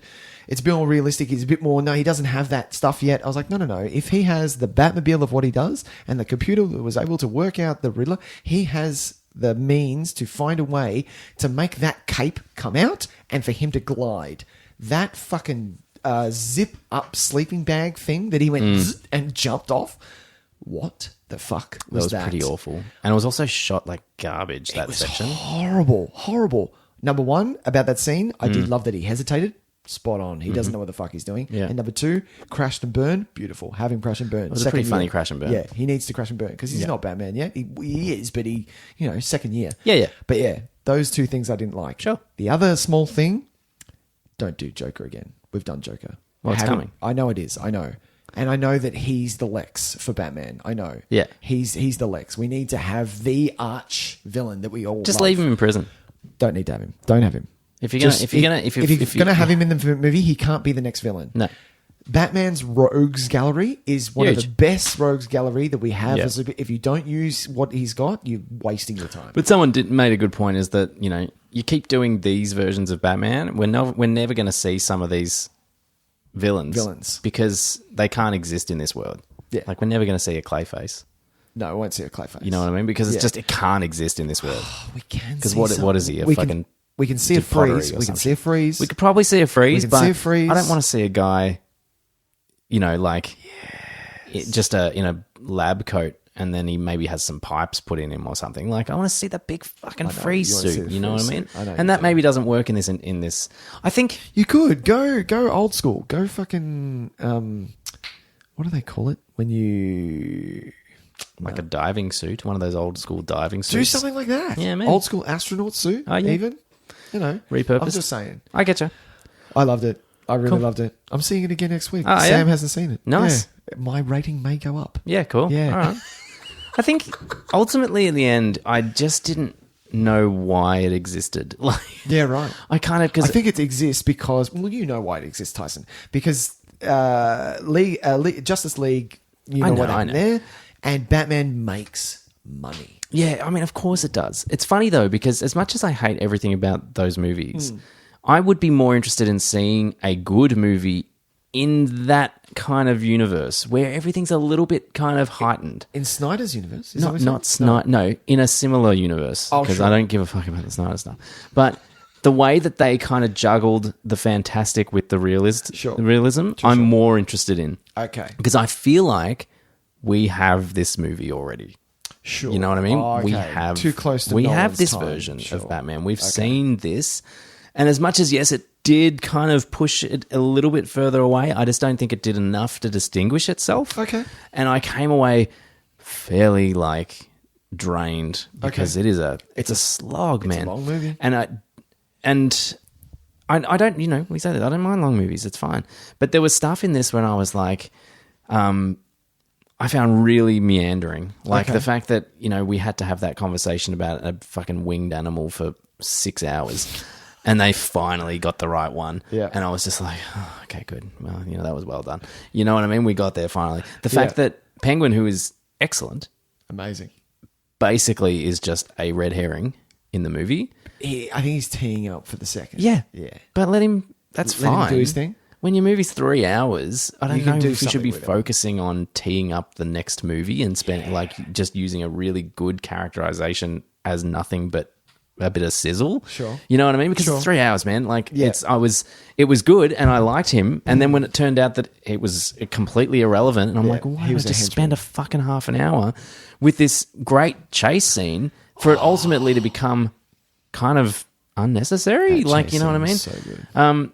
And I've got to tell you, man, I've honestly got to tell Go it. on. I thought Paul Dano was laughably bad. Really? I hated him. Oh. Thought he was awful. Awful. Shit. And I need to watch it again. I wasn't focused. when he In the scene where he's in the I don't prison, mind. I didn't like that. I don't mind like all the stuff when he's dressed up and he's just, he's doing his thing and he's just yelling and being weird and a creepo, being a and weird lifting. terrorist. It's just a weird terrorist. But man, when he was unmasked and we just got another version of the "I'm so crazy" Batman villain, and I was just like, oh God, I'm done. I think I was done, and I'm just kind of like, yeah, right. I really liked Robert Pattinson. I really liked the whole vibe that they were going for with him, where he's a kind of a bit of a bratty kind of.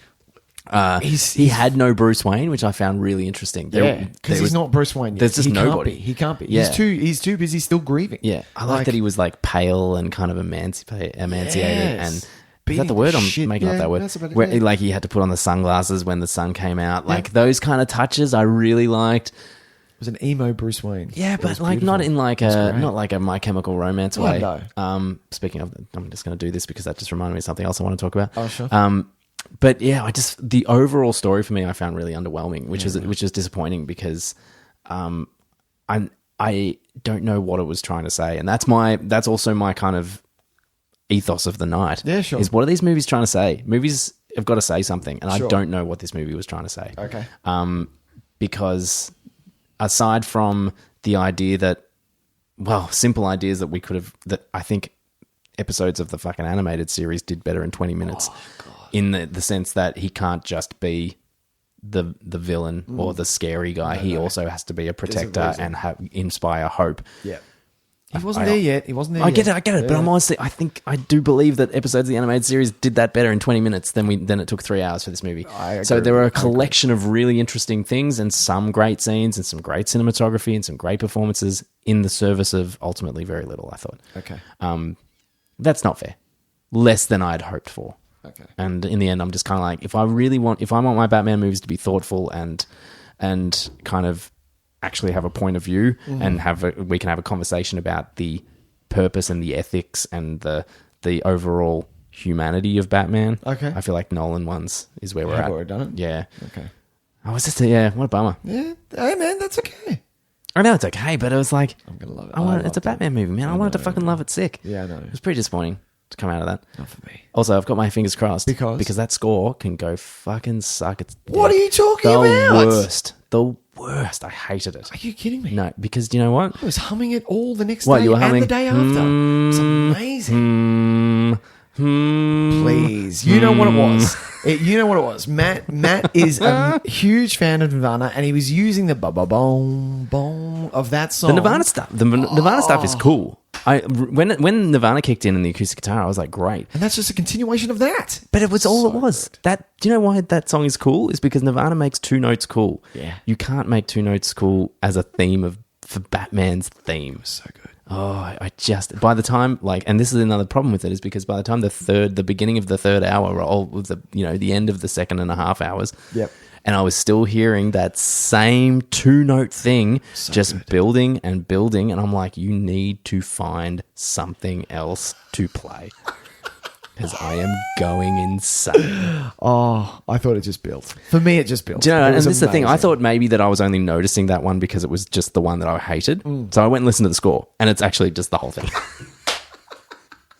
Anytime my Batman, God. they wanted to do something, there are obviously other motifs and things in there, but Sure. the Batman motif Yeah. is awful. Boom. It was so good. I loved it. It was built. You know what my favorite thing about that movie was? Was Gotham, the city itself. I don't think we've ever seen a Gotham like that done so perfectly. It was stunning. It wasn't like Nolan's dressed up Chicago. It was Gotham City. Well, I still think the Batman Begins Gotham is the best because that's when he actually tried to, and we moved away, and from then that. then it just became Chicago. Yeah. I was like, no. And look, in reality, we all know it's Batman Returns is the best Gotham. Batman Returns is the best. Batman Returns is the best Gotham. Do you know I rate that just as good as The Dark Knight? Is that too high? No, I feel like I have this argument with people all the time. Batman Returns is still probably the best Batman movie. Do you really think that? I think so. I love it. Because I really love it. Yeah. Oh. And friend of the podcast, James. I know he's on our side too because he rates it that high as well. Oh, does he? He does. Nice one. Batman Returns. Such a good movie. Yeah. Such a good movie. So good. Yeah. And look, we might be going crazy pills, but... Please. I mean, I have to go on record because I am on crazy pills because I think The Dark Knight Rises is the best of the Nolans. Yeah, best of the Nolans. Yeah, I've come around. I've watched it again. Oh my God. It's happened. My friend Tyson has lost his marbles. I thought I used to say it was equal to Dark Knight, but now it's like, I think it's the best. Equal to The Dark Knight. I think it's better. It's fucking Swiss cheese, the amount of fucking holes this thing has. I can't help me? it, man. I can't help it. Oh my God. I'll say it again. What that movie says about Batman says more about Batman than any of the other movies do. What an awful piece. What an awful trudge piece. And Bane was so dressed up to be amazing, and then he was done with one shot from the Bat Cycle from Catwoman, who was just played by Anne He had already Hathaway, been defeated by woman. then. It was perfunctory. Batman was able to beat him down to his knees, and that was what was important. My God. By then, it didn't matter what happened to him at the end. And because it gets fucking memed so many times, Which that one? fucking ending with Alfred and the cheers and seeing him, go fuck itself, honestly. My God. It didn't happen. Oh my fancy. God. We'll never agree, Nicholas. We'll never see eye to eye on this one. And that's why our podcast is so good. Amazing. Is it my turn? It is your turn. It is? Yeah. Oh, I like this. I'm saying this is my last question, Tyson, Okay. so I've saved it till last. And this is a bit of a thinker, and we may need to pause, but I need to know, Tyson, what is your favourite year of cinema? Oh. What? Oh, God. Pause.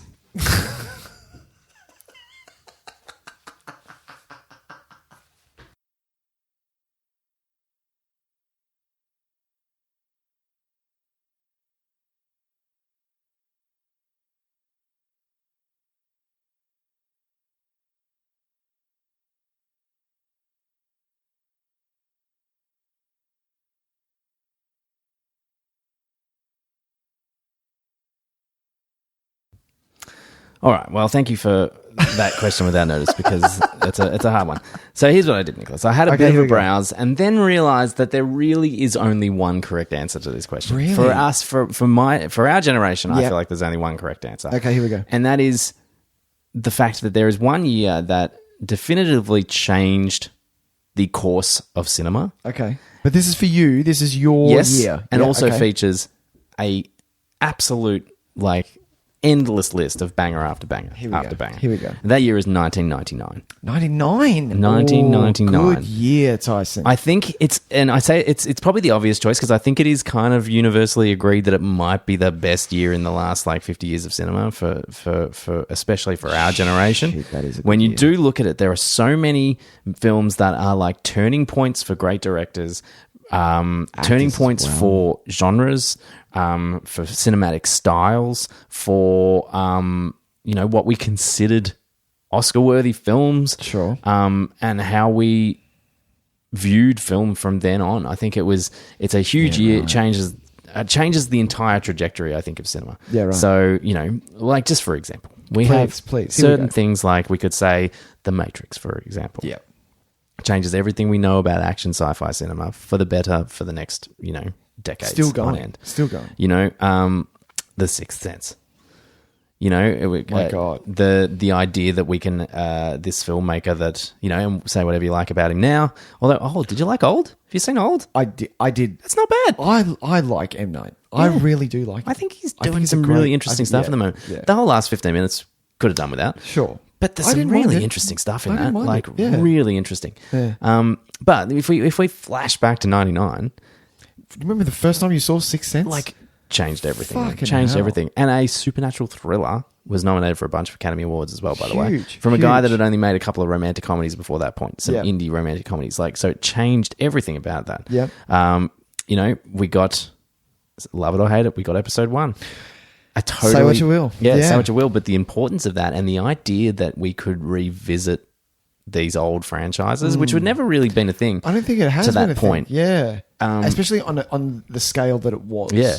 The cultural significance of that, going, oh my God, there is a new fucking Star Wars movie coming out. Oh my God. And look, it had only been 15 years or something, That really. trailer went fucking nuts when it first came. Yes, the most important thing in the world. Yeah. We would never have another experience like that.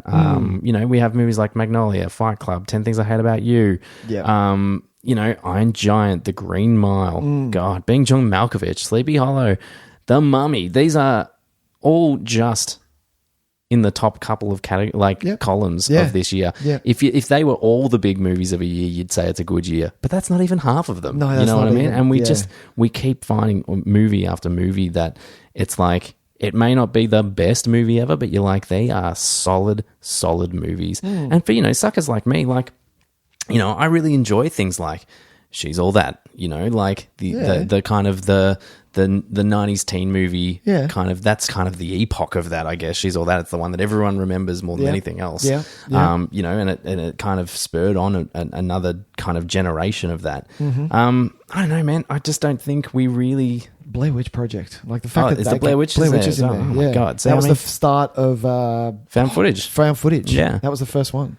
That movie did fucking huge numbers too. Yeah, of course. And there's some, you know, there's Made some for like personal $20. favorites scattered amongst there as well that I would be like, Yeah. would carry weight for me in any other year. You know, little things like, what did I just Any say? Given Sunday? Any Given Sunday, The Please. Limey. You know, these are the kind of movies that speak to me fairly. Stir of Echoes. Yeah. Two Hands is in there, Tys. Two Hands. Fuck yes. Two Hands.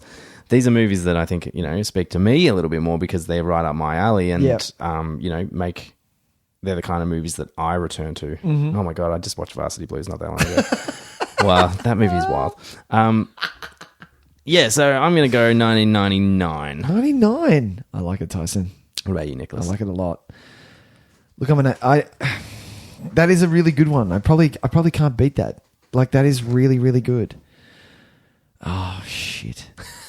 You asked the question. I know. Now I'm second guessing. I'm second guessing my Just go with year. your gut. Go with your gut. Go with my gut? Yep. All right. Look, the one that I need to and one that I always go back to, and it's not the amount, but it's the quality of film that came out. So 1984. You've got a year where Ghostbusters, I'm just going to name a few. Ghostbusters, the first Terminator, A Nightmare on Elm Street, the first one, Indiana Jones and the Temple of Doom, which everyone says is a second, but I fucking love Temple of Doom. I think it's fucking great. Gremlins came out. Then you've got things like Nausicaa Valley of the Wind. Oh, wow. Was huge. I didn't think that was 84. I would have swore that was newer than that. 84, 100%. One that I still haven't watched but have read and heard so much about, which is Once Upon a Time in America, Sergio Leone. The original Dune came out, not that it was good, but everyone's seen it. Yeah. The Karate Kid. Tyson. I mean, you Tyson. had me as soon as you said that. Yeah. I'm on board. It was just the caliber of movies that came out. Like 99 was a massive change, but 84 was mid 80s where movies were still at a time where it was someone just spitballing a storyline. You're right. Do you know It what I feels mean? like the beginnings of those kind of 80s concept kind of... Exactly. Because 84 is still pretty early days and we're still seeing the remnants of the 70s. I think that's Exactly. probably a good turning like point. It's a mid-year into, where you can into- just see these things, like slowly coming out. The first Police Academy, like things like Beverly Hills Cop, Footloose. This is Spinal Tap. Like, it's my it's God, got some good stuff there. The Never-Ending Story. Like these movies are. Oh, say what you will about Purple Rain, but shit, it was good. there's nothing The wrong with Last Purple Starfighter, Tyson. Oh, The no, Last you've got my number Starfighter. there. Oh, that is a good movie. So yeah, 1984 for me. I like it. Yeah, definitely. Good definitely up choice. there. Yep. I'm digging it, man. I'm just going to ask one more, Nick, because Okay. it is getting late. Oh, nice. Um, yeah. I had two more, but I'm only going to ask one more. Oh, and I'm just deciding which one I want to talk about. Do we want to talk about something good, or do we want to talk about something bad? Oh, I don't really mind. You don't really mind? I don't really mind. Can we make one can it be a quick one at all? Oh, all right. So in one sentence or less? Yep. One sentence or less. One sentence or less. Did the extra 2 hours improve Justice League or not? Fuck no. Oh my God. Not at Hell all. no. Not at all. What an absolute waste of money. I will also point There you people to my letterbox again to say I feel like I've summed it up eloquently there, but I also agree. No. Just a It's not worse. of garbage. It's not better. No, it's not worse. It's not actually better. interesting how But- it's the same. But how? But now 4 hours. Exactly. And in a different ratio. Who gives a shit? Yeah. Like, oh God, don't get me started. Shambles. Yep. All right, well then let's talk about something a little bit more fun for my last one then. I like it. Because I think if we'd actually been doing the show at the time, we could have spent 3 hours bitching about that fucking nonsense. Oh, yeah. But anyway. People have done fucking Exactly. You vlogs can about find them. everything you need that about shit. it. You don't need it. Yep. For our last question, Yep. something fun. Yeah. And a movie that we both enjoyed, but the question needs to be asked. Okay, here we go. How many Spider-Mans is too many Spider-Mans? Do you think? I could probably do with one more. I'm One actually more? a little upset that Miles didn't No get a Miles. shot. No, good Where point. was Miles? Could have used some animated Miles Fuck yeah. flying Bring around in there as Miles well. in. That'd have been fun. I loved it. I thought it was a phenomenal film. Great. Really so good. Yeah. Like, it would have been... You can tell that they came to the table with a concept, but they were able to, with a decent script and with enough weight and time to give everyone their moments on the screen, that it was a solid movie. You had a solid movie. You cared about the characters. It did have kind of an ace in a sleeve because we'd been on the journey with those other two Spider-Men before. So there was Oh, yeah, of weight. course. There was weight behind Yep. them. But would never, ever work without that. Absolutely not. Yeah. But yeah, especially with I thought that what they did with the villains was great. I thought Really interesting. I really liked Alfred Magnolia more so than, and everyone jumps on Spider-Man 2. They think it's the best Spider-Man movie of all time. That's not for me. I think Homecoming is my favorite Spider-Man. Yeah, me too, actually. I prefer, because it's a more grounded. It's not world ending. It's just him versus the Vulture, and the Vulture's just trying to make some money. That's what I love. So that's my favorite Spider-Man. But I thought the villains were great. I thought the action sequences, what they did with, I'm not going to spoil it because it's still quite fresh. But if you haven't seen it, about the billions of people who have, I don't think there is a human being alive, especially someone that would take the time to listen to podcasts that doesn't actually know what happened. Exactly. If you're this far in, what they did with May, my God. Yeah, ballsy move, huh? Jesus, that was top notch. Yeah. Chef's kiss of a film right there. Yeah.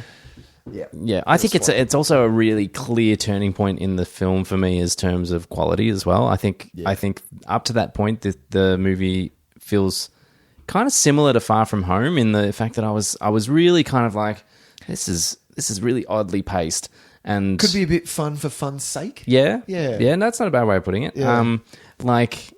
Structurally, I found it really jarring. I was kind of like, Okay. we're going here now. Oh, okay, that's interesting. And Yep. I feel like from that choice they make about May to the finale to Yep. the end of the film, I think it really improves. It's a funny thing.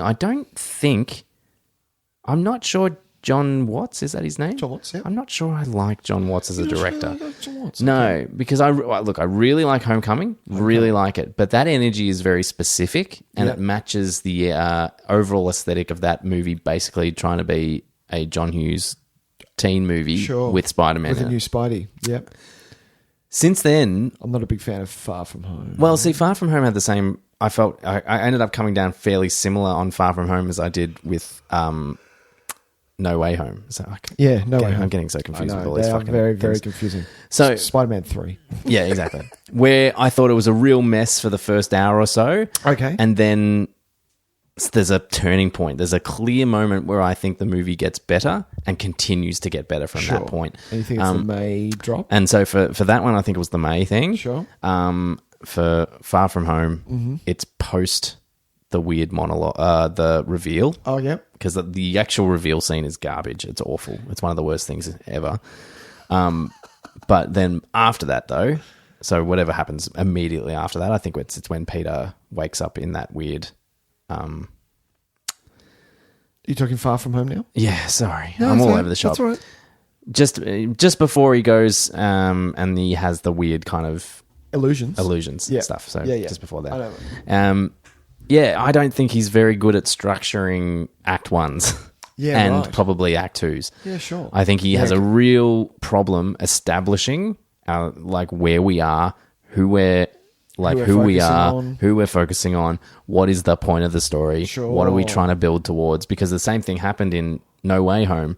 We were just suddenly doing stuff. Yeah, good point. And I was just like, hang on a minute. It was kind of a especially in No Way Home. It was just a continuation. directly It was like, and continues. we're off Yeah. again. Like, yeah. And there was just no... You need to warm up. I just didn't know where we were and what are we trying to do. And then things were just happening and we just had to... Like, I didn't have a moment to kind of just establish the world again. Yep.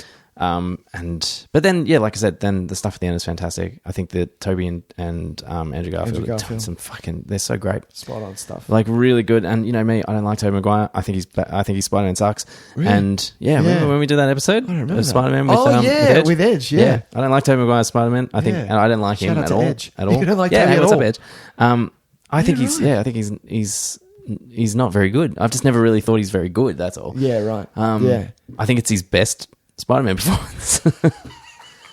As a 45-year-old man. Because that's the thing.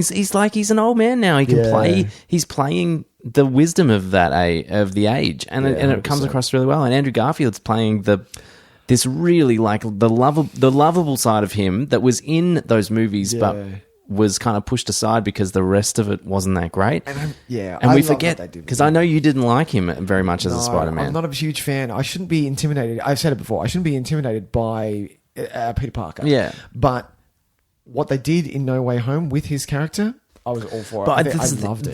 That was in his character in those other movies. Yeah, right. It was just buried in bad storytelling. Yeah, right. Because you're right, he was too cool, really, to be Peter Parker, but he actually was always that insecure and that kind of kind-hearted and that kind of dottery. Yeah. It just was buried around other stuff. I love that they made him kind of like, not the joke Spider-Man, but the fact that he said, I really love you guys. And they said, yep. Yeah, we cool, got stuff man. to do. Yeah. You know, I was like, this is fantastic. This is so good. Yeah, it was really And he gets the best moment in the movie. Oh, please. Like, are you fucking kidding me? Let's not beat the bush, but when he saves MJ, it's the best moment in that movie. By far. 100%. Because when he gets upset about it, I was bawling my eyes out when that happened. And it happened so quick too, because I just went, in and out. oh, he's going to catch her. He's going to catch her. Yep. And then he starts welling up, and all of a sudden I was just like, And oh she my God. says, are you okay? And I'm like, holy shit. Yeah. Yeah. It was wild. Such a good movie. Like some really, really great moments in it. Really, really good fun.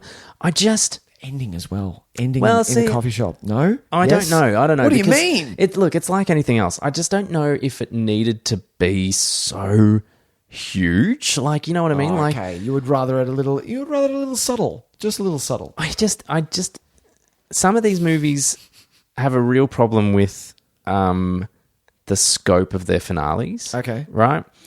And this was a personal story that only really affected...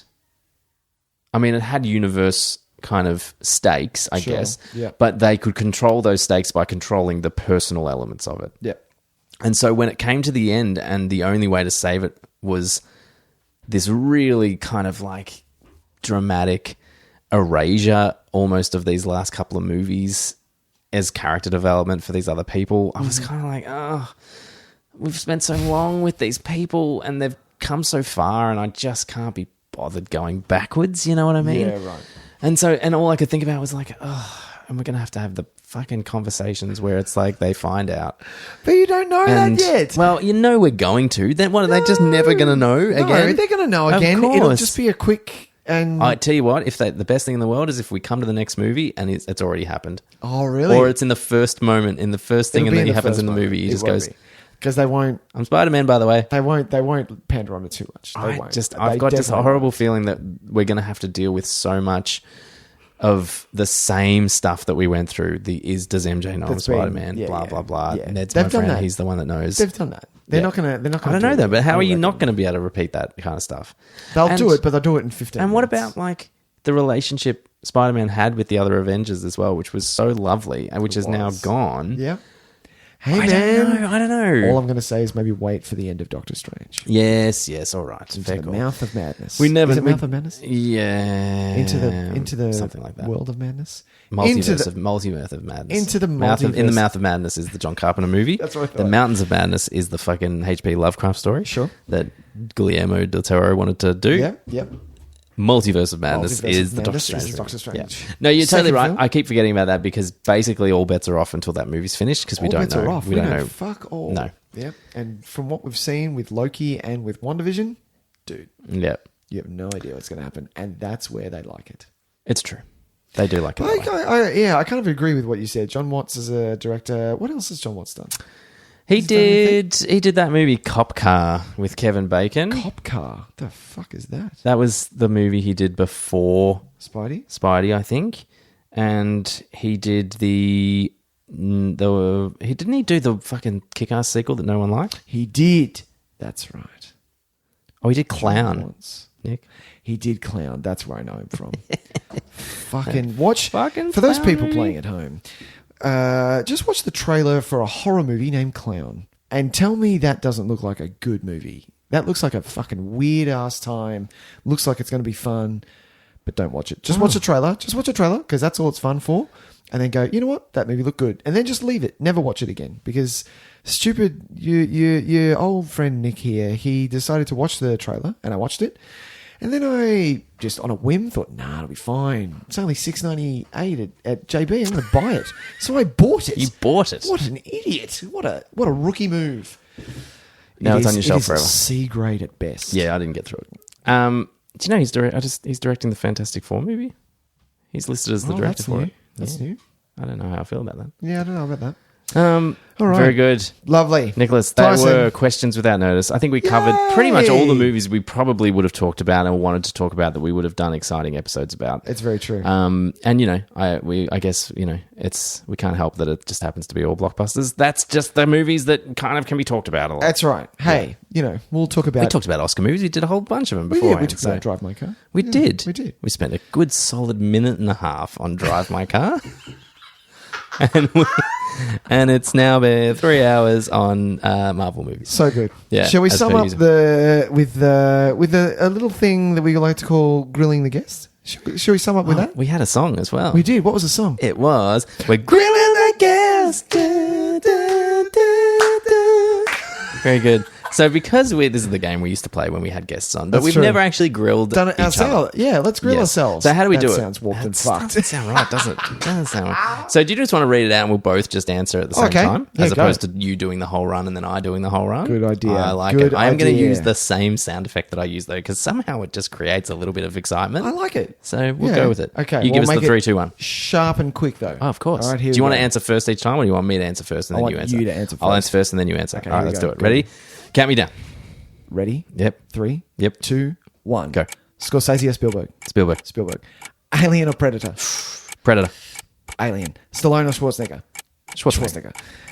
Lion King or Beauty and the Beast? Lion King. Beauty and the Beast. Judi Dench or Helen Mirren? Judi Dench. Judi Dench. Batman or Burton's Batman or Donna's Superman? Fuck. Nah, Donna's Superman. Donna's Superman. Oh, I don't know. Oh, yeah, Burton's Batman. Oh, no. Star Wars or Star Trek? Star Wars. Star Wars. Replicant, non-replicant? He's a replicant. Replicant. Gene Kelly or Fred Astaire? Gene Kelly all the way. Fred Astaire. Freddy Krueger, Jason Voorhees or Michael Myers? Freddy Krueger. Freddy Krueger. Pacino or De Niro? Pacino. How are we getting so similar? Labyrinth or The Dark Crystal? Labyrinth. Dark Crystal. DC or Marvel? Marvel. Bill Pullman or Bill Paxton? Oh, it's tough. Pullman. Bill Paxton. Oh, nice. Bruce Lee or Jackie Chan? Bruce Lee. Bruce Lee. And the last one, Team Cap or Team Iron Man? Oh, I think I was Team Cap. I'm Team Cap. Yeah. There's no way you get me to sign the Accords. Me and my wife have actually had... Oh, that was the end, by the way. Yay! Me and my wife have actually had heated debates about signing the Accords. Oh, nice. Yeah. I like it. This is why I married her. Yeah, go on. Amazing. Was that the full version? That was the full version. I thought we had another version. No. Is that all of them? Yeah, that was it. Yeah, great. Yeah. I like it. Nice one. That was... You're Grilling the Guest. I clapped so badly then. I went 1 and 3 like a stooge. I like it. I can never do that. Really? You can't tell anyone I know that's a musician that I just clapped on 1 and 3. Look, I think there's going to be musician friends that maybe listen to this podcast, Tyson. Yeah, I reckon. Nick, Oh, that's going to wrap us up, my man. Tys. Now, I'm not That going was to tell you lovely. to tell the people at home where they can find our show. No. 'Cause- Oh, I will. Oh, Jeez, that was you're just dodgy going to as trash the hell. joint. That's what you're going to do. What I will say, though, Yes. at the end of this Yes. is if you do like what we've heard, please listen to the rest of our back catalogue. Yeah, that's it. But also follow Tyson on Letterboxd. Jump in. Letterboxd. If you're a fan of movies, like just get Letterboxd. It is hands down my favorite social app, whatever you want to call it. 100%. Facebook and Insta can go to the winds. Fuck Yeah, you. I'm also like using Twitter a lot more now as well. So because Yeah. I was starting to get really sick of all the other ones, and Twitter can be quite ugly though. yeah, it can be. It's really gross. But I've curated my wall. Oh, nice. For only film related stuff, basically. Nice. Some news, but generally films and news. Yeah. And then if I feel like hating myself, I'll go to trending for a little while. There you go. But I don't do that very often. Myself, that's hilarious. But yes, follow Tyson on Letterboxd, which is Tys _videotape. Videotape, Yeah. and I am Nic _videotape. Yeah. Nick is without a K. And you can find me on Twitter at just @Tyson League. There you go. Nice See? and easy. Nicholas, Tyson this was a lot of fun. Reunion show. reunion show. Yes. Now I don't want to put you on the spot, but I think the people are going to maybe want us to do this every now and then, Hey, and I reckon that's a I pretty might cool be up idea. for it. I might be up for it. I think it'd be nice to check in every now and then. Yeah. And look, we live our lives. Things go on. We do. Podcasts cannot run forever. That's true. Unfortunately, Oh, we I gave like it a good, solid fucking shot. Hey, man. Like Nick just said, 160 or so episodes waiting to be consumed. Look, I'm going to be honest, they're not all great, but Look, a good solid 100 of those 160 are pretty decent, though. look, I'm not going to lie to you. A bit transparent. Sometimes, if I feel like listening to a podcast, just a snippet that makes me laugh. Yep. And this is bad because this is me laughing at myself. Yeah, no, that's all right. I will watch. I will listen to the fucking reindeer games. The reindeer games guy who eats chicken in the sauna, is that the bit? Is still maybe one of the funniest things that has ever happened on this show. And I hate it because I'm laughing at myself. But if you know me, I actually laugh at myself quite a bit. Yeah, and so you should, Nicholas. If you're going to laugh at yourself, I Exactly. mean, clearly Will And Smith look- doesn't know. Careful, Nick. Sorry about that. He's going to come find us. Oh, shit. Yeah, so if you're going to listen to anything, just start with the reindeer games episode. Start with you're the- guaranteed maybe with not at start with least reindeer one games. good bit in that. Start with Cobra. So I'll start with Cobra. There's plenty of good bits in Cobra. Exactly. So much so that I think we've posted that twice in the feed. That's how good it is. Yeah, it was gold. But yes, check it all out. If you like what you hear, chuck us a hello on Exactly. any social Do medias. whatever. And we're not in the business of having to try and sell it, get reviews, No. and build more people anymore. That's not what we're here to do. It's not what we're here to do. We had our stint at that, and we've got 160 episodes from that. Now it's just going to be for fun. Every now and then we're going to check in maybe and say Exactly. hi. But that doesn't mean you can't come and say hi to us as well on our Exactly. socials. We'd love to hear from you all. Please do. Nick, Tyson, that was an absolute ball, man. It's so good to see you. it was so good to see you too, man. All right, man. That was good. Bye. Bye, bye, bye, bye, bye.